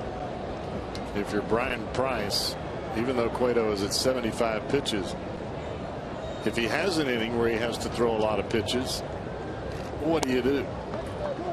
You want to give him you want to give Cueto every opportunity to get the win in this ball game, to give him a chance at 20 in his next start.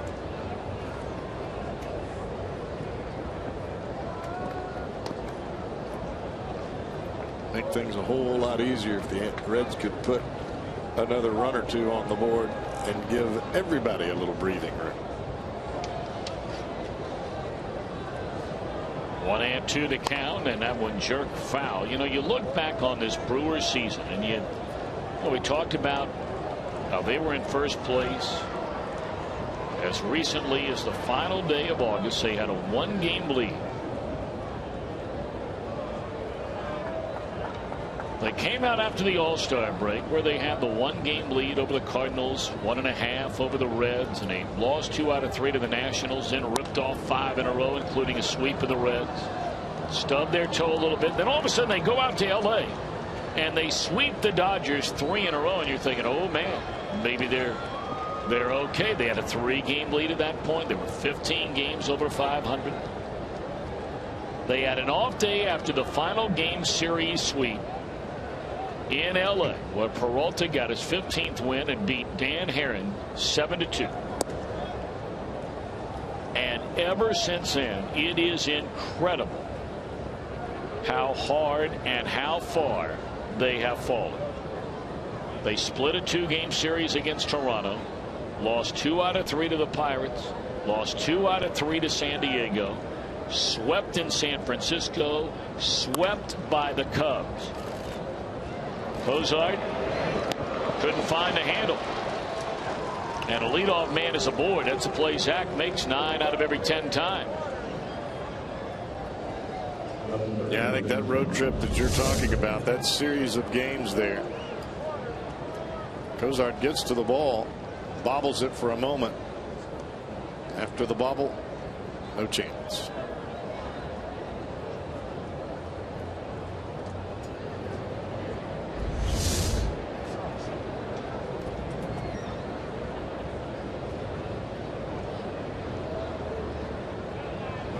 Now Ramirez, who has singled. That was on the play where Jeanette was thrown out of the plate to end the first inning, and then he flied to center his last time up, and he'll single again, and all of a sudden here come the Brewers. 2 on thanks to an error and a hit. Nobody out.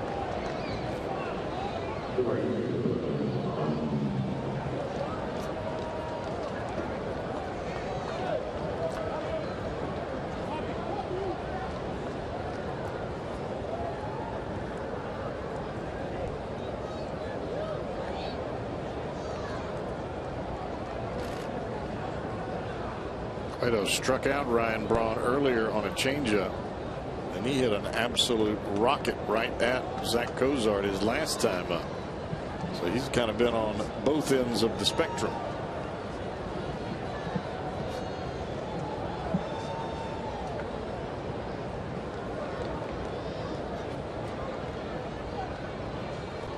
Cueto ready for pitch number 82 on the night. And a ground ball down to third. Touch the bag for 1. Fire. Good throw. That's a double play. Oh, ducked it. That's what Cueto was thinking right there, and I'll be doggone if he didn't get it. Well, you want to come hard in on Braun. He does that. Not only gets in there, but he runs it in there. And it was hit just enough to where Negron could get the ball and take his momentum straight to the third base bag. Money.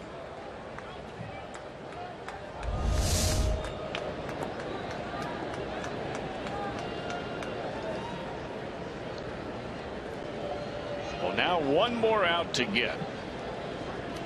Gerardo Parra has struck out and grounded out to Zach Cozart. Very manageable pitch count here for Cueto with 2 outs in the 7th inning. But it's only a 1-run game. Strike 1 on Parra.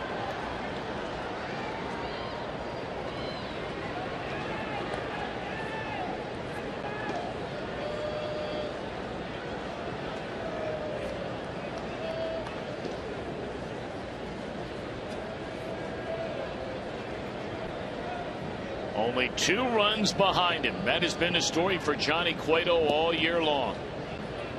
Showed you those numbers earlier. Go back to 1980. For pitchers that have won 18 or more in a season, he has received the lowest amount of run support of any of them. That one in the air, foul ground. It looks like there's room for Negron, and the inning is over. 2 on, none out, and no damage. Reds with a 2-1 lead as they stand and stretch at GABP.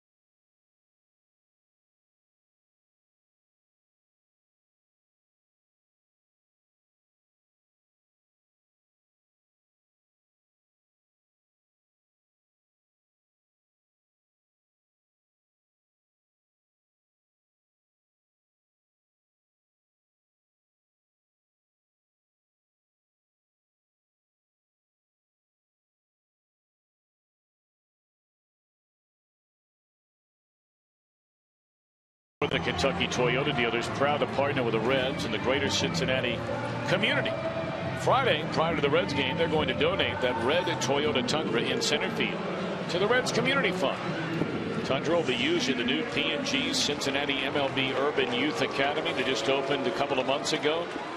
All compliments of your Cincinnati and Northern Kentucky Toyota dealer. That's very, very generous of them to do that again this year. In years past, they have donated that Tundra to a local fire department or emergency city services. City services. Johnny Cueto, 7 innings of 4-hit, 1-run baseball. Marco Estrada still out there in relief of Mike Fiers. Reds lead 2-1, batting in the bottom of the 7th inning. Pirates ahead 3-2, batting in Atlanta in the top of the 7th. Should be noted now, I mean, we've been talking so much about the Pirates in the wild card. Don't look now, but the Cubs have an early lead, 2-0 over the Cardinals.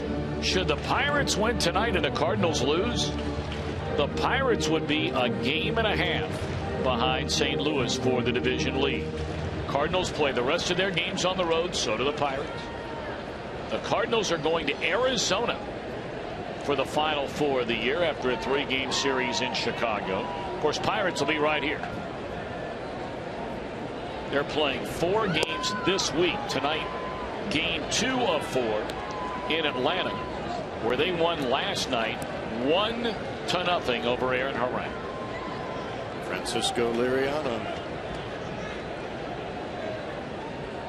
Nationals rolling again. They have a 4-2 lead, trying to nail down that home field advantage throughout the National League playoffs. Of course, the World Series, the American League will have home field advantage. Dodgers and Giants will start in about an hour from now.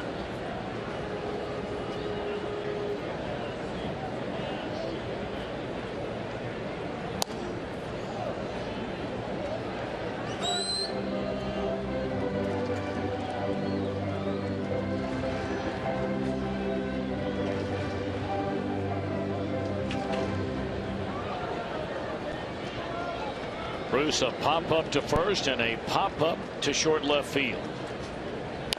And now a little roller down to Clark at first base, and that's easy.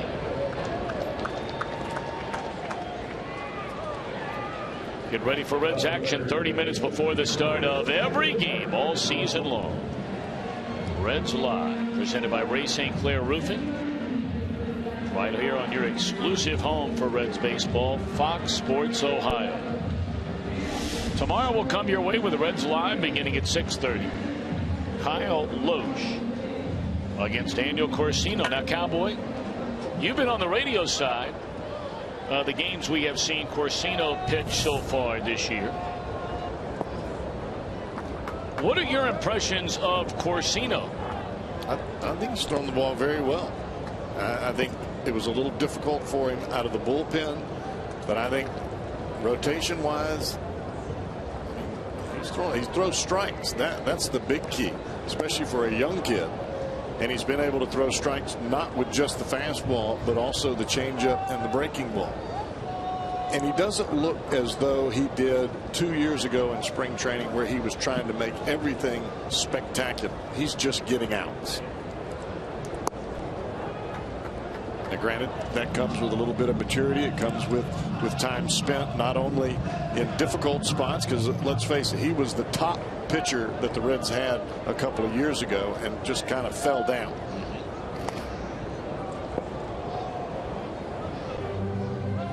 But I would say that almost every pitcher at some point, and every player for that matter, at some point in time, you're gonna fall on your face. Now, what you do after you get up, if you can get up, determines whether you're going to make it or not. Well, Corsino's gotten up.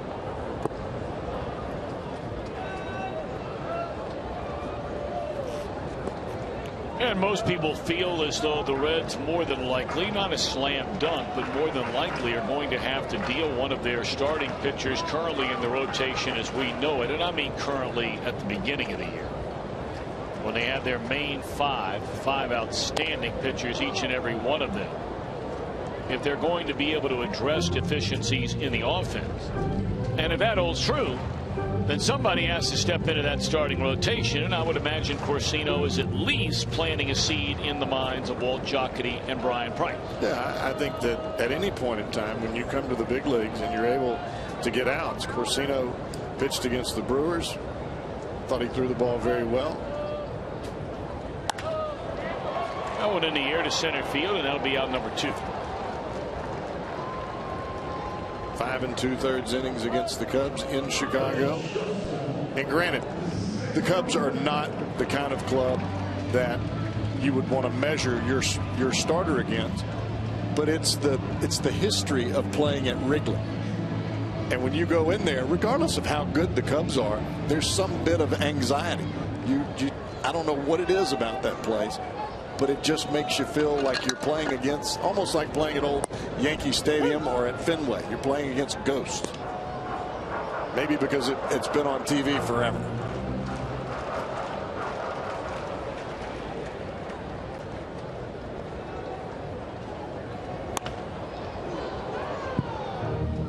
Oh, and 2 on Zach Kozar. We are in the bottom of the 7th inning. Reds 2, Milwaukee 1.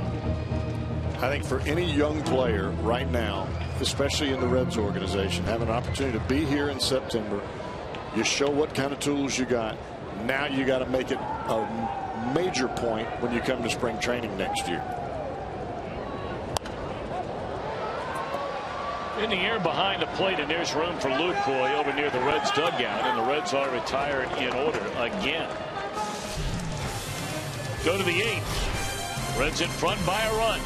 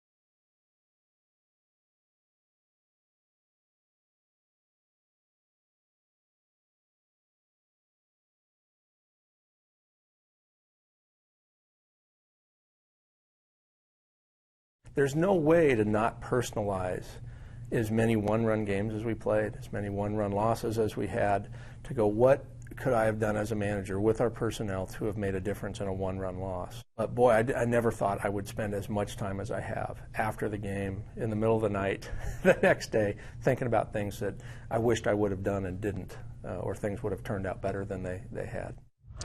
I'm Jim Day. I had a lengthy sit down with manager Brian Price today, and you will see the interview on Reds Weekly coming up tomorrow at 6 o'clock and more here on Fox Sports Ohio, your home for Reds baseball. And if we go back upstairs, boys, he was, tell you what, opened up about a lot of things today. We covered a lot of issues, and you'll see that interview tomorrow night. Tell you what, I'm looking forward to seeing that because wait a minute now. Let's make sure everything's okay with Johnny Cueto very quickly. He is surrounded by nearly 3/4 of his infield along with his battery mate. Now Brian Price not making any move towards the mound, and hopefully nothing to worry about. Now it looked like maybe Johnny was looking at a finger. Sometimes you get a little raw on a finger during a ball game. It can come from out of nowhere, whether it's a thumb or the index finger. I can tell you right now, Tom, that's the last thing on Cueto's mind is anything that's bothering him. All he wants to do is put zeros on the board. Well, he's got 6 outs to go, but he only has a 1-run lead. This was after they had completed the warm-up tosses, and Kevin Mesoraco came sprinting out there. You see Cueto looking down at his finger. Probably a blister or something along that line at the thumb, right at the top of the thumb. Been a lot of changeups thrown by Cueto tonight. That may have a little something to do with it. 2-2 on Matt Clark. You got the latter third in the batting order. Clark, Segura, and then a pinch hitter for Marco Estrada. So Estrada goes 2 perfect innings with a strikeout in relief of Fire.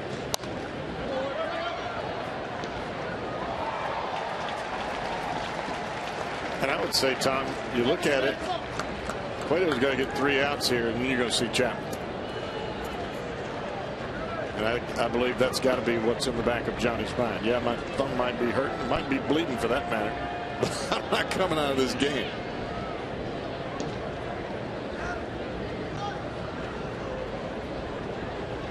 Cueto off the rubber, now right back on it. 2-2 to Clark, who's 0 for 2.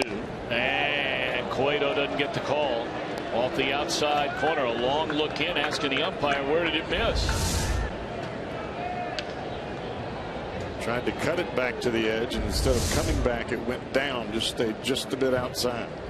Big pitch right here, payoff pitch. From a fastball at 90. Oh, cut to it and fouled out of play.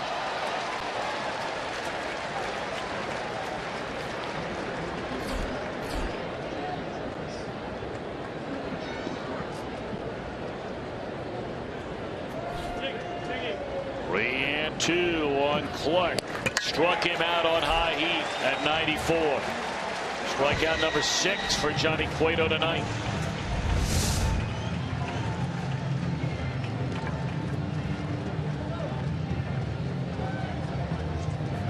Cueto just rears back and lets that one fly. Here it is. See if you can hit it. Well, Segura going to be taken down for a pinch hitter. They're going to send up left-handed batting first baseman Lyle Overbay to bat for Segura. Then we'll have another pinch hitter next. They have Logan Schaefer available as a left-handed batter. They've already used a switch hitter, Herrera.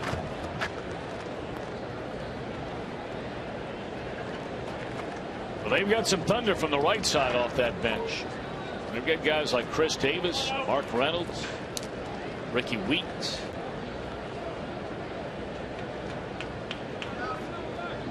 But right now it's Overbay. Broken back. This will be out number 2.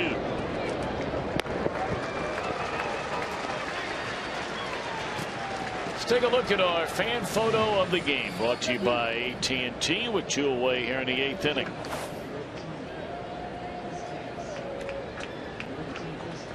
Very nice, Chuck. Thank you very much. At CDT Buckeye. That's a long stash. You're looking good. Covers the whole picture. Well, now the powerful Chris Davis will come to the plate.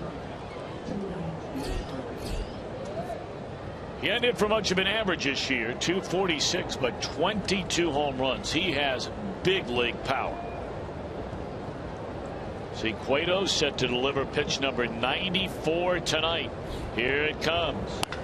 Pulled foul. He had Davis way out in front of that all-speed pitch. Now that is where Davis wants the ball, middle in. And rarely does he get jammed on a fastball. He is turning and burning. Now the slider down and away. Well, we're talking a different category. It's like that.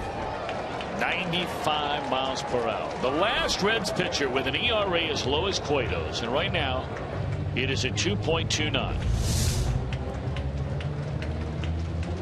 With at least this many innings in a year, you've got to go all the way back to Bucky Walters in 1939.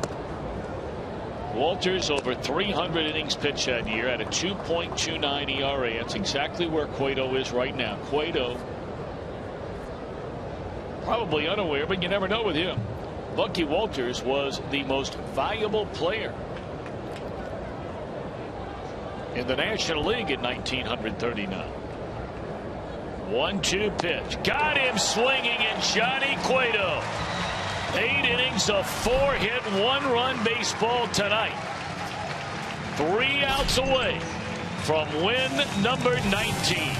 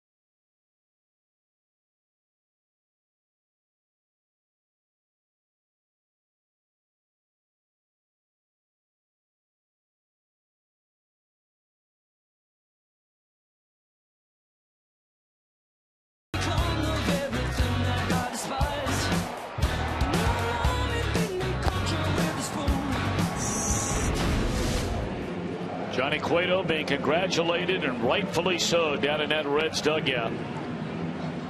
Going for win number 19 tonight. He delivers 8 innings of 4-hit, 1-run baseball. His only walk came to the second batter of the game. He struck out 7. 97 pitches. He'll be taken down for a pinch hitter. That'll be his running mate, Brian Pena. And as you pointed out, Cowboy, get him through the 8th and give the ball to the big fella in the 9th. That's been the story, the winning story for the Reds this year. The ball to Chapman, you're doing all right. Jeremy Jeffress. When here's a story of a young man who's enormously talented. I mean, blessed with an arm and nobody's business. He's getting ready to show off probably here on his first pitch to Pena. 95. He's had, issues off the field. Former high-round draft pick by the Milwaukee Brewers. They expected monster things out of him, and they're hoping that now he has put his life together and put himself in a situation where, late albeit, a chance to still get people out regularly. Well, normally, Tom, when you see a 95 to 97 mile an hour fastball, it's pretty straight. This kid not only has the mid-90s fastball, but it moves and sinks at the same time.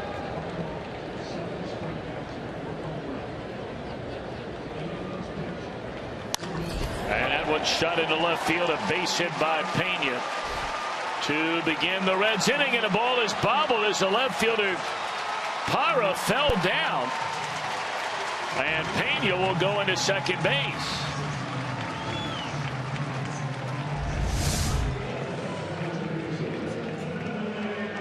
Straight double. Well, that ball was right down the heart of the plate. Yorman Rodriguez will now come on and pinch hit for Pena. That ball looked like it got into the gap and skipped a little bit on Parra. So Rodriguez runs for Pena.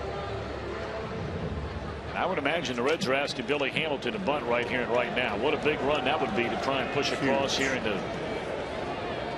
last of the 8th inning. Give Aroldis Chapman a little bit of wiggle room. That'll take care of business.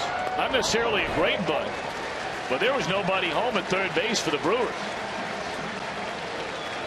So a sacrifice for Billy. And now a chance for Bourgeois with a runner at third and 1 out in the Reds' 8th inning.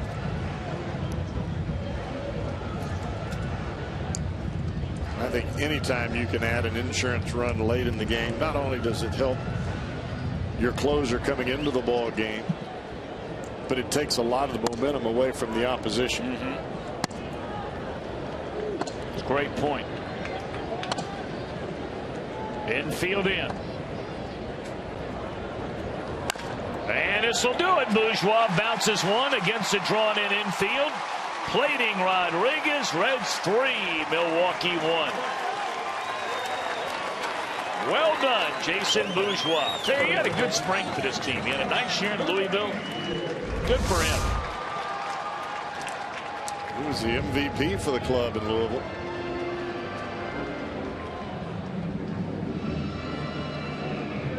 Didn't try to do too much with that ball.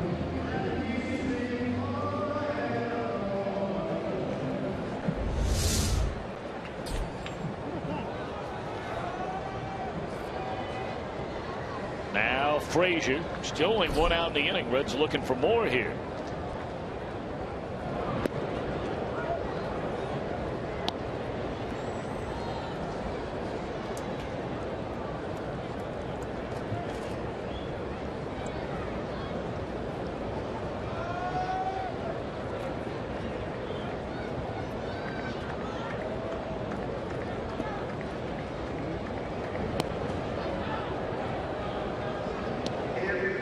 We can only wonder.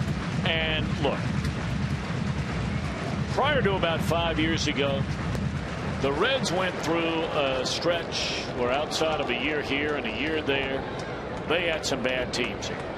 So by no means am I making light of anything that's happening with the Brewers right now. That's not the point. But you can only wonder what it's been like over this last month. You heard those comments from Brian Price in the interview you'll hear in its entirety with Jim Day about reflecting over the course of the season. How about Brewers manager Ron Renicky over this last month? I mean, he was never walking around sticking his chest out. That's not his personality when they were out to the kind of start they were off to this year. He is a very reserved, very humble baseball guy, been around a long time, waited for his chance to finally become a manager. But it's like somebody said earlier today, you know, well, which way you want to die? You want it quick or you want it slow? And that's it. And I don't say that in jest. I mean it. I mean that, you know, I think most people would say, man, I don't want that slow, dragged out, prolonged thing.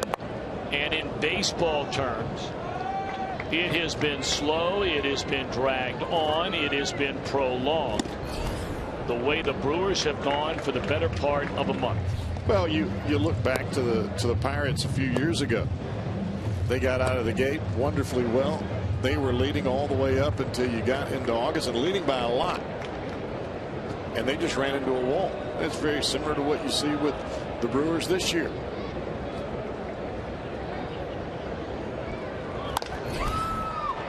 Double play ball here, and that will end the inning. But the Reds get a double by Pena, bunt by Hamilton, RBI Bourgeois. Aroldis Chapman will try and nail it down for Johnny Cueto.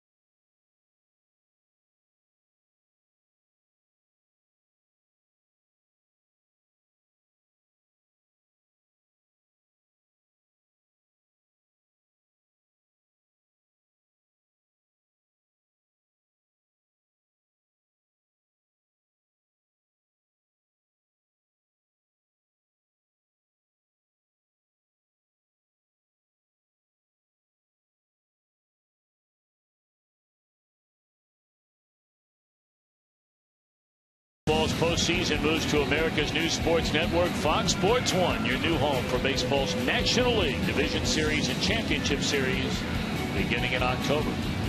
And on Fox this weekend, Yankees and the Red Sox. And then on Fox Sports 1, Pirates and the Reds. That is now a 1 o'clock game. Please make note of that. Your schedules, if you have one, will tell you differently. A big happy birthday to Mr. Bob Castellini. Turned 73 years young today. So, Bob, we hope you and Susie and your entire family have had a great day. Happy birthday. No better way to spend it than with a Reds win. And all Reds fans certainly say thank you and wish you a happy birthday as well. This season may not have gone the way everybody wanted it to, as you point out, Cowboy, but there is no denying the difference since the Castellini group bought this franchise in every way imaginable is so far and away better than it's ever been.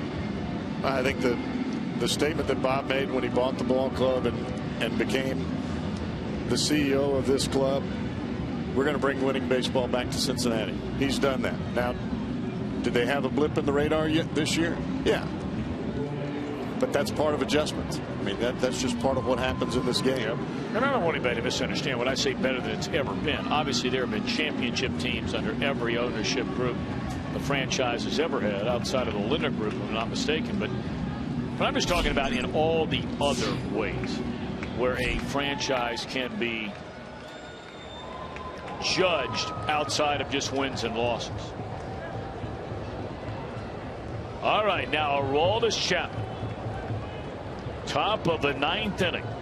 He will face the top of the order. Reds with a 3-1 lead.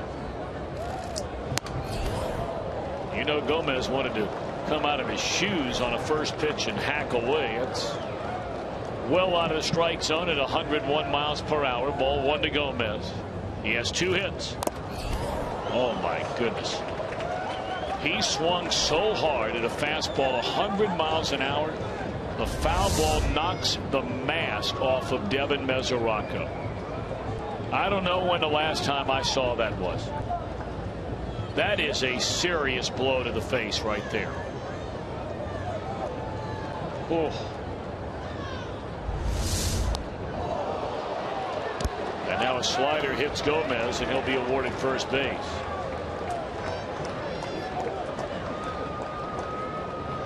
You know, we blow right through that because the next pitch a guy gets hit on a breaking ball. That is just a punishing blow to the head. I think any catcher will tell you they're more worried about taking the foul balls to the chin and to the head than they are about the runners coming around third and wiping them out at the plate. Man. All right, Ricky Weeks now going to come up and bat for Jeanette. Leadoff man aboard, tying right at the plate. We are in the 9th inning. For Johnny Cueto to have any chance at 20 wins, Aroldis Chapman has to nail this thing down here in the 9th inning. Cueto would have one more start. That would be Sunday against the Pittsburgh Pirates, and all Johnny can do is just sit and watch. A couple of seats down from his manager Brian Price over in the first base side dugout.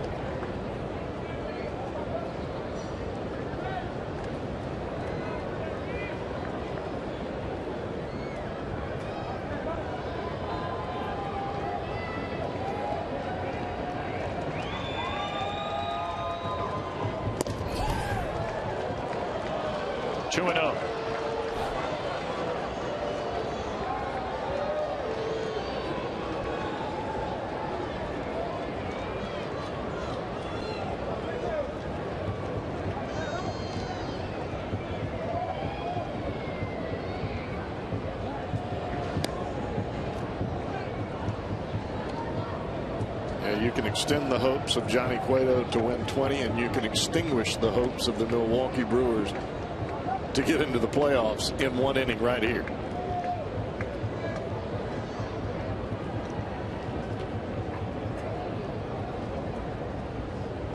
And you wonder why Chapman is paying so much attention to Gomez. When it's a tying run, the batter at the plate is the one that matters. The only run that matters.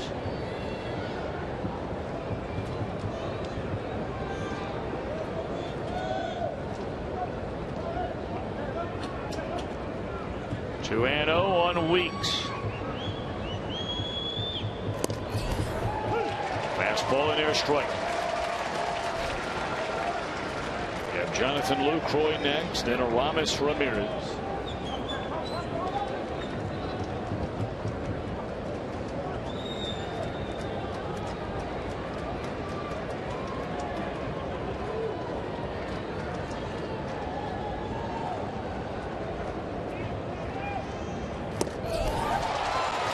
Two and two.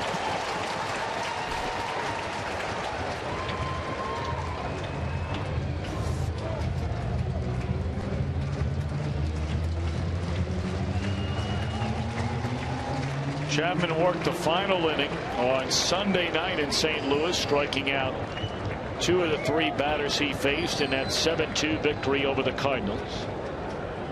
2 and 2 to Weeks. 1 out.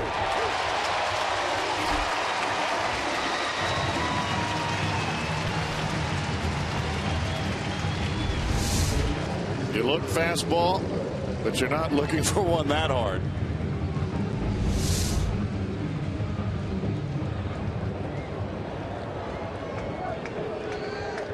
"21 straight scoreless innings for Aroldis Chapman here in his home turf.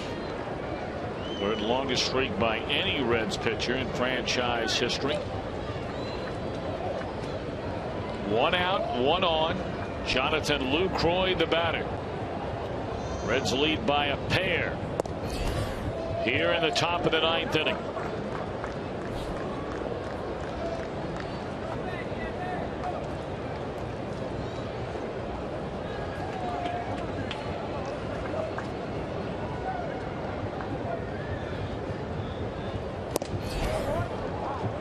And like the at bat to Weeks, he falls behind 2-0.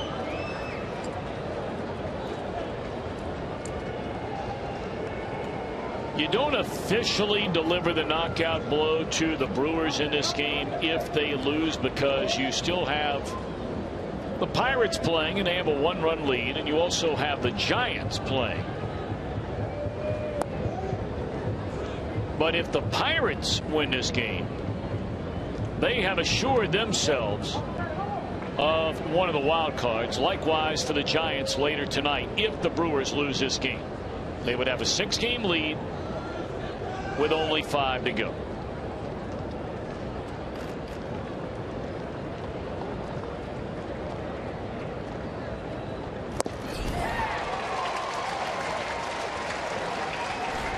Giants and Dodgers will be starting in about a half hour from now. Game 2 of that series out in LA. Cardinals are losing their game 3-0 at Wrigley Field. And the Pirates, a 1-run lead in Atlanta, bottom of the 8th inning. 2-1 pitch goes to 2-2.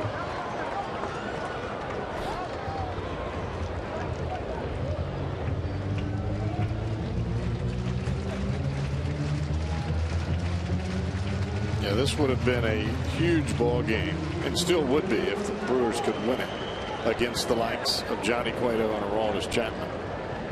But to lose this ball game after the way things went in Pittsburgh, rough. 3-2 now on Lucroy. Well, he brought up earlier the first 6 games of this road trip. The Brewers scored a total of 8 runs, including that 1-0 decision when they had a chance to win the series in Pittsburgh 2 days ago. So here in their 7th game, they've scored 9 runs. 3-2. In the air down the right field line, a long run for Jay. Slides. Foul ball. He didn't get it. Good effort there by Jay Bruce.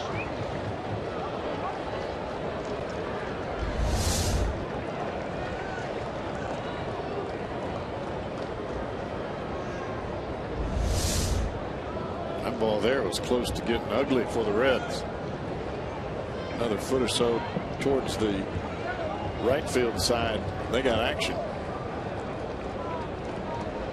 Lucroy clearly not intimidated by Chapman. Remember that game last year? He hit a home run off for Aroldis Chapman to beat him. I believe that game was in Milwaukee. Game winner in Milwaukee. Out of left field. A game ender.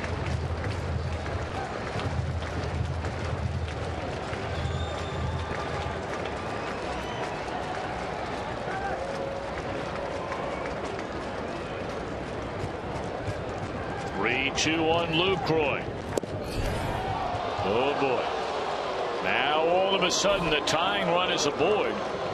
And a go-ahead run in the form of Aramis Ramirez will come to the plate. Well, right after the game, stick around for Reds Live, brought to you by Performance Kings Honda. Jim Day has already made his way to the Fox Sports Ohio condominium. Jeff Pecoro standing by near the Reds dugout, hoping to bring you a celebratory red leg at the conclusion of this one on Reds Live. But Aroldis Chapman, who normally is bang, bang, bang, game over, has hit a batter, struck out a batter, and now walked a batter. Looks like Logan Schaefer has pinch run for Jonathan Lucroy at first base. Now Ramirez going after that first pitch fastball, and he fouls it back out of play.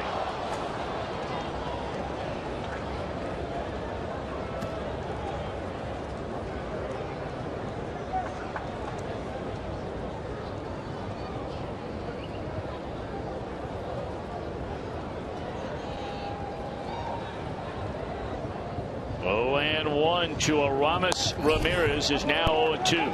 102 under the hands right there. That's back-to-back fastball. He's come in on Ramirez.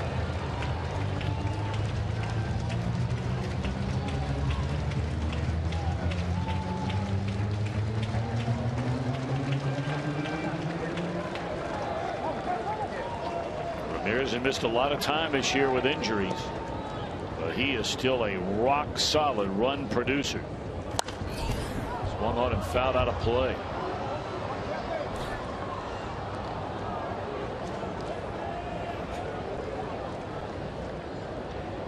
I don't think we've seen a breaking ball since the breaking ball that hit Carlos Gomez to start this inning.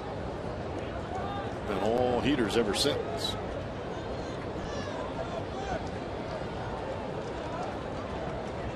Nothing at 2 on Aramis Ramirez. And nearly hit him there with a slider again.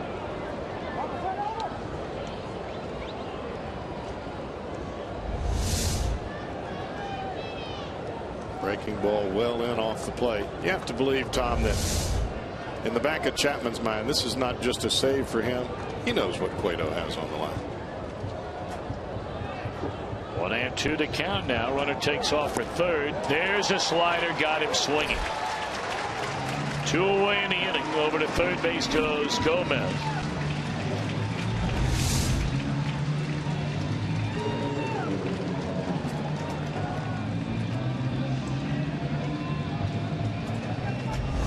And Gomez, by the way, some may wonder, he does get credit with a stolen base here.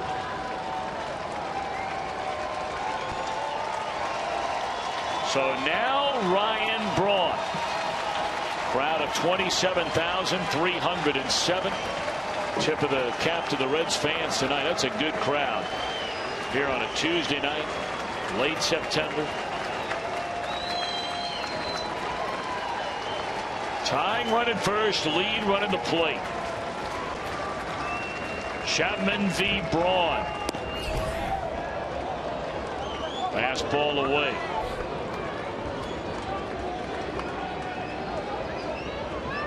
One hit in 7 career at bats. 3 times Braun has struck out against Chapman. Braun, the biggest out of the night, arguably, for Johnny Cueto in a 2-1 game with 2 on and none on in the 7th. Got him on a double play. Pretty good swing right straight there. back.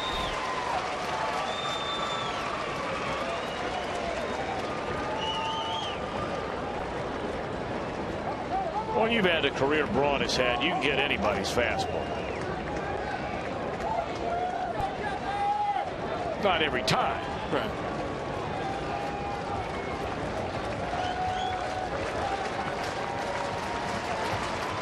1-1 to Braun. Hardy on 102, but you can understand that. And that's where you really have to pitch Braun. You've got to come in and in hard. There's the ball that's out over the plate because of that way he holds his bat up high and that little bit of loop that he has in his swing. That's where he creates all of his power, especially on the ball that's down. You go up, advantage Chapman. Well, now Aroda's trying to seal the deal and give Johnny Cueto his 19th win. 1-2 pitch.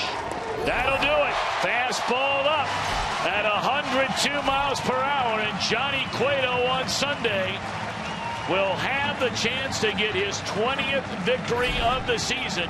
Tonight, he wins number 19.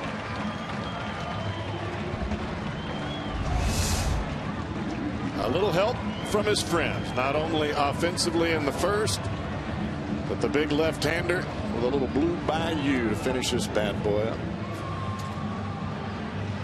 Think he's not happy. Congratulations, Johnny Cueto. Now to get that one more, Cowboy, that one more win Sunday against the Pirates.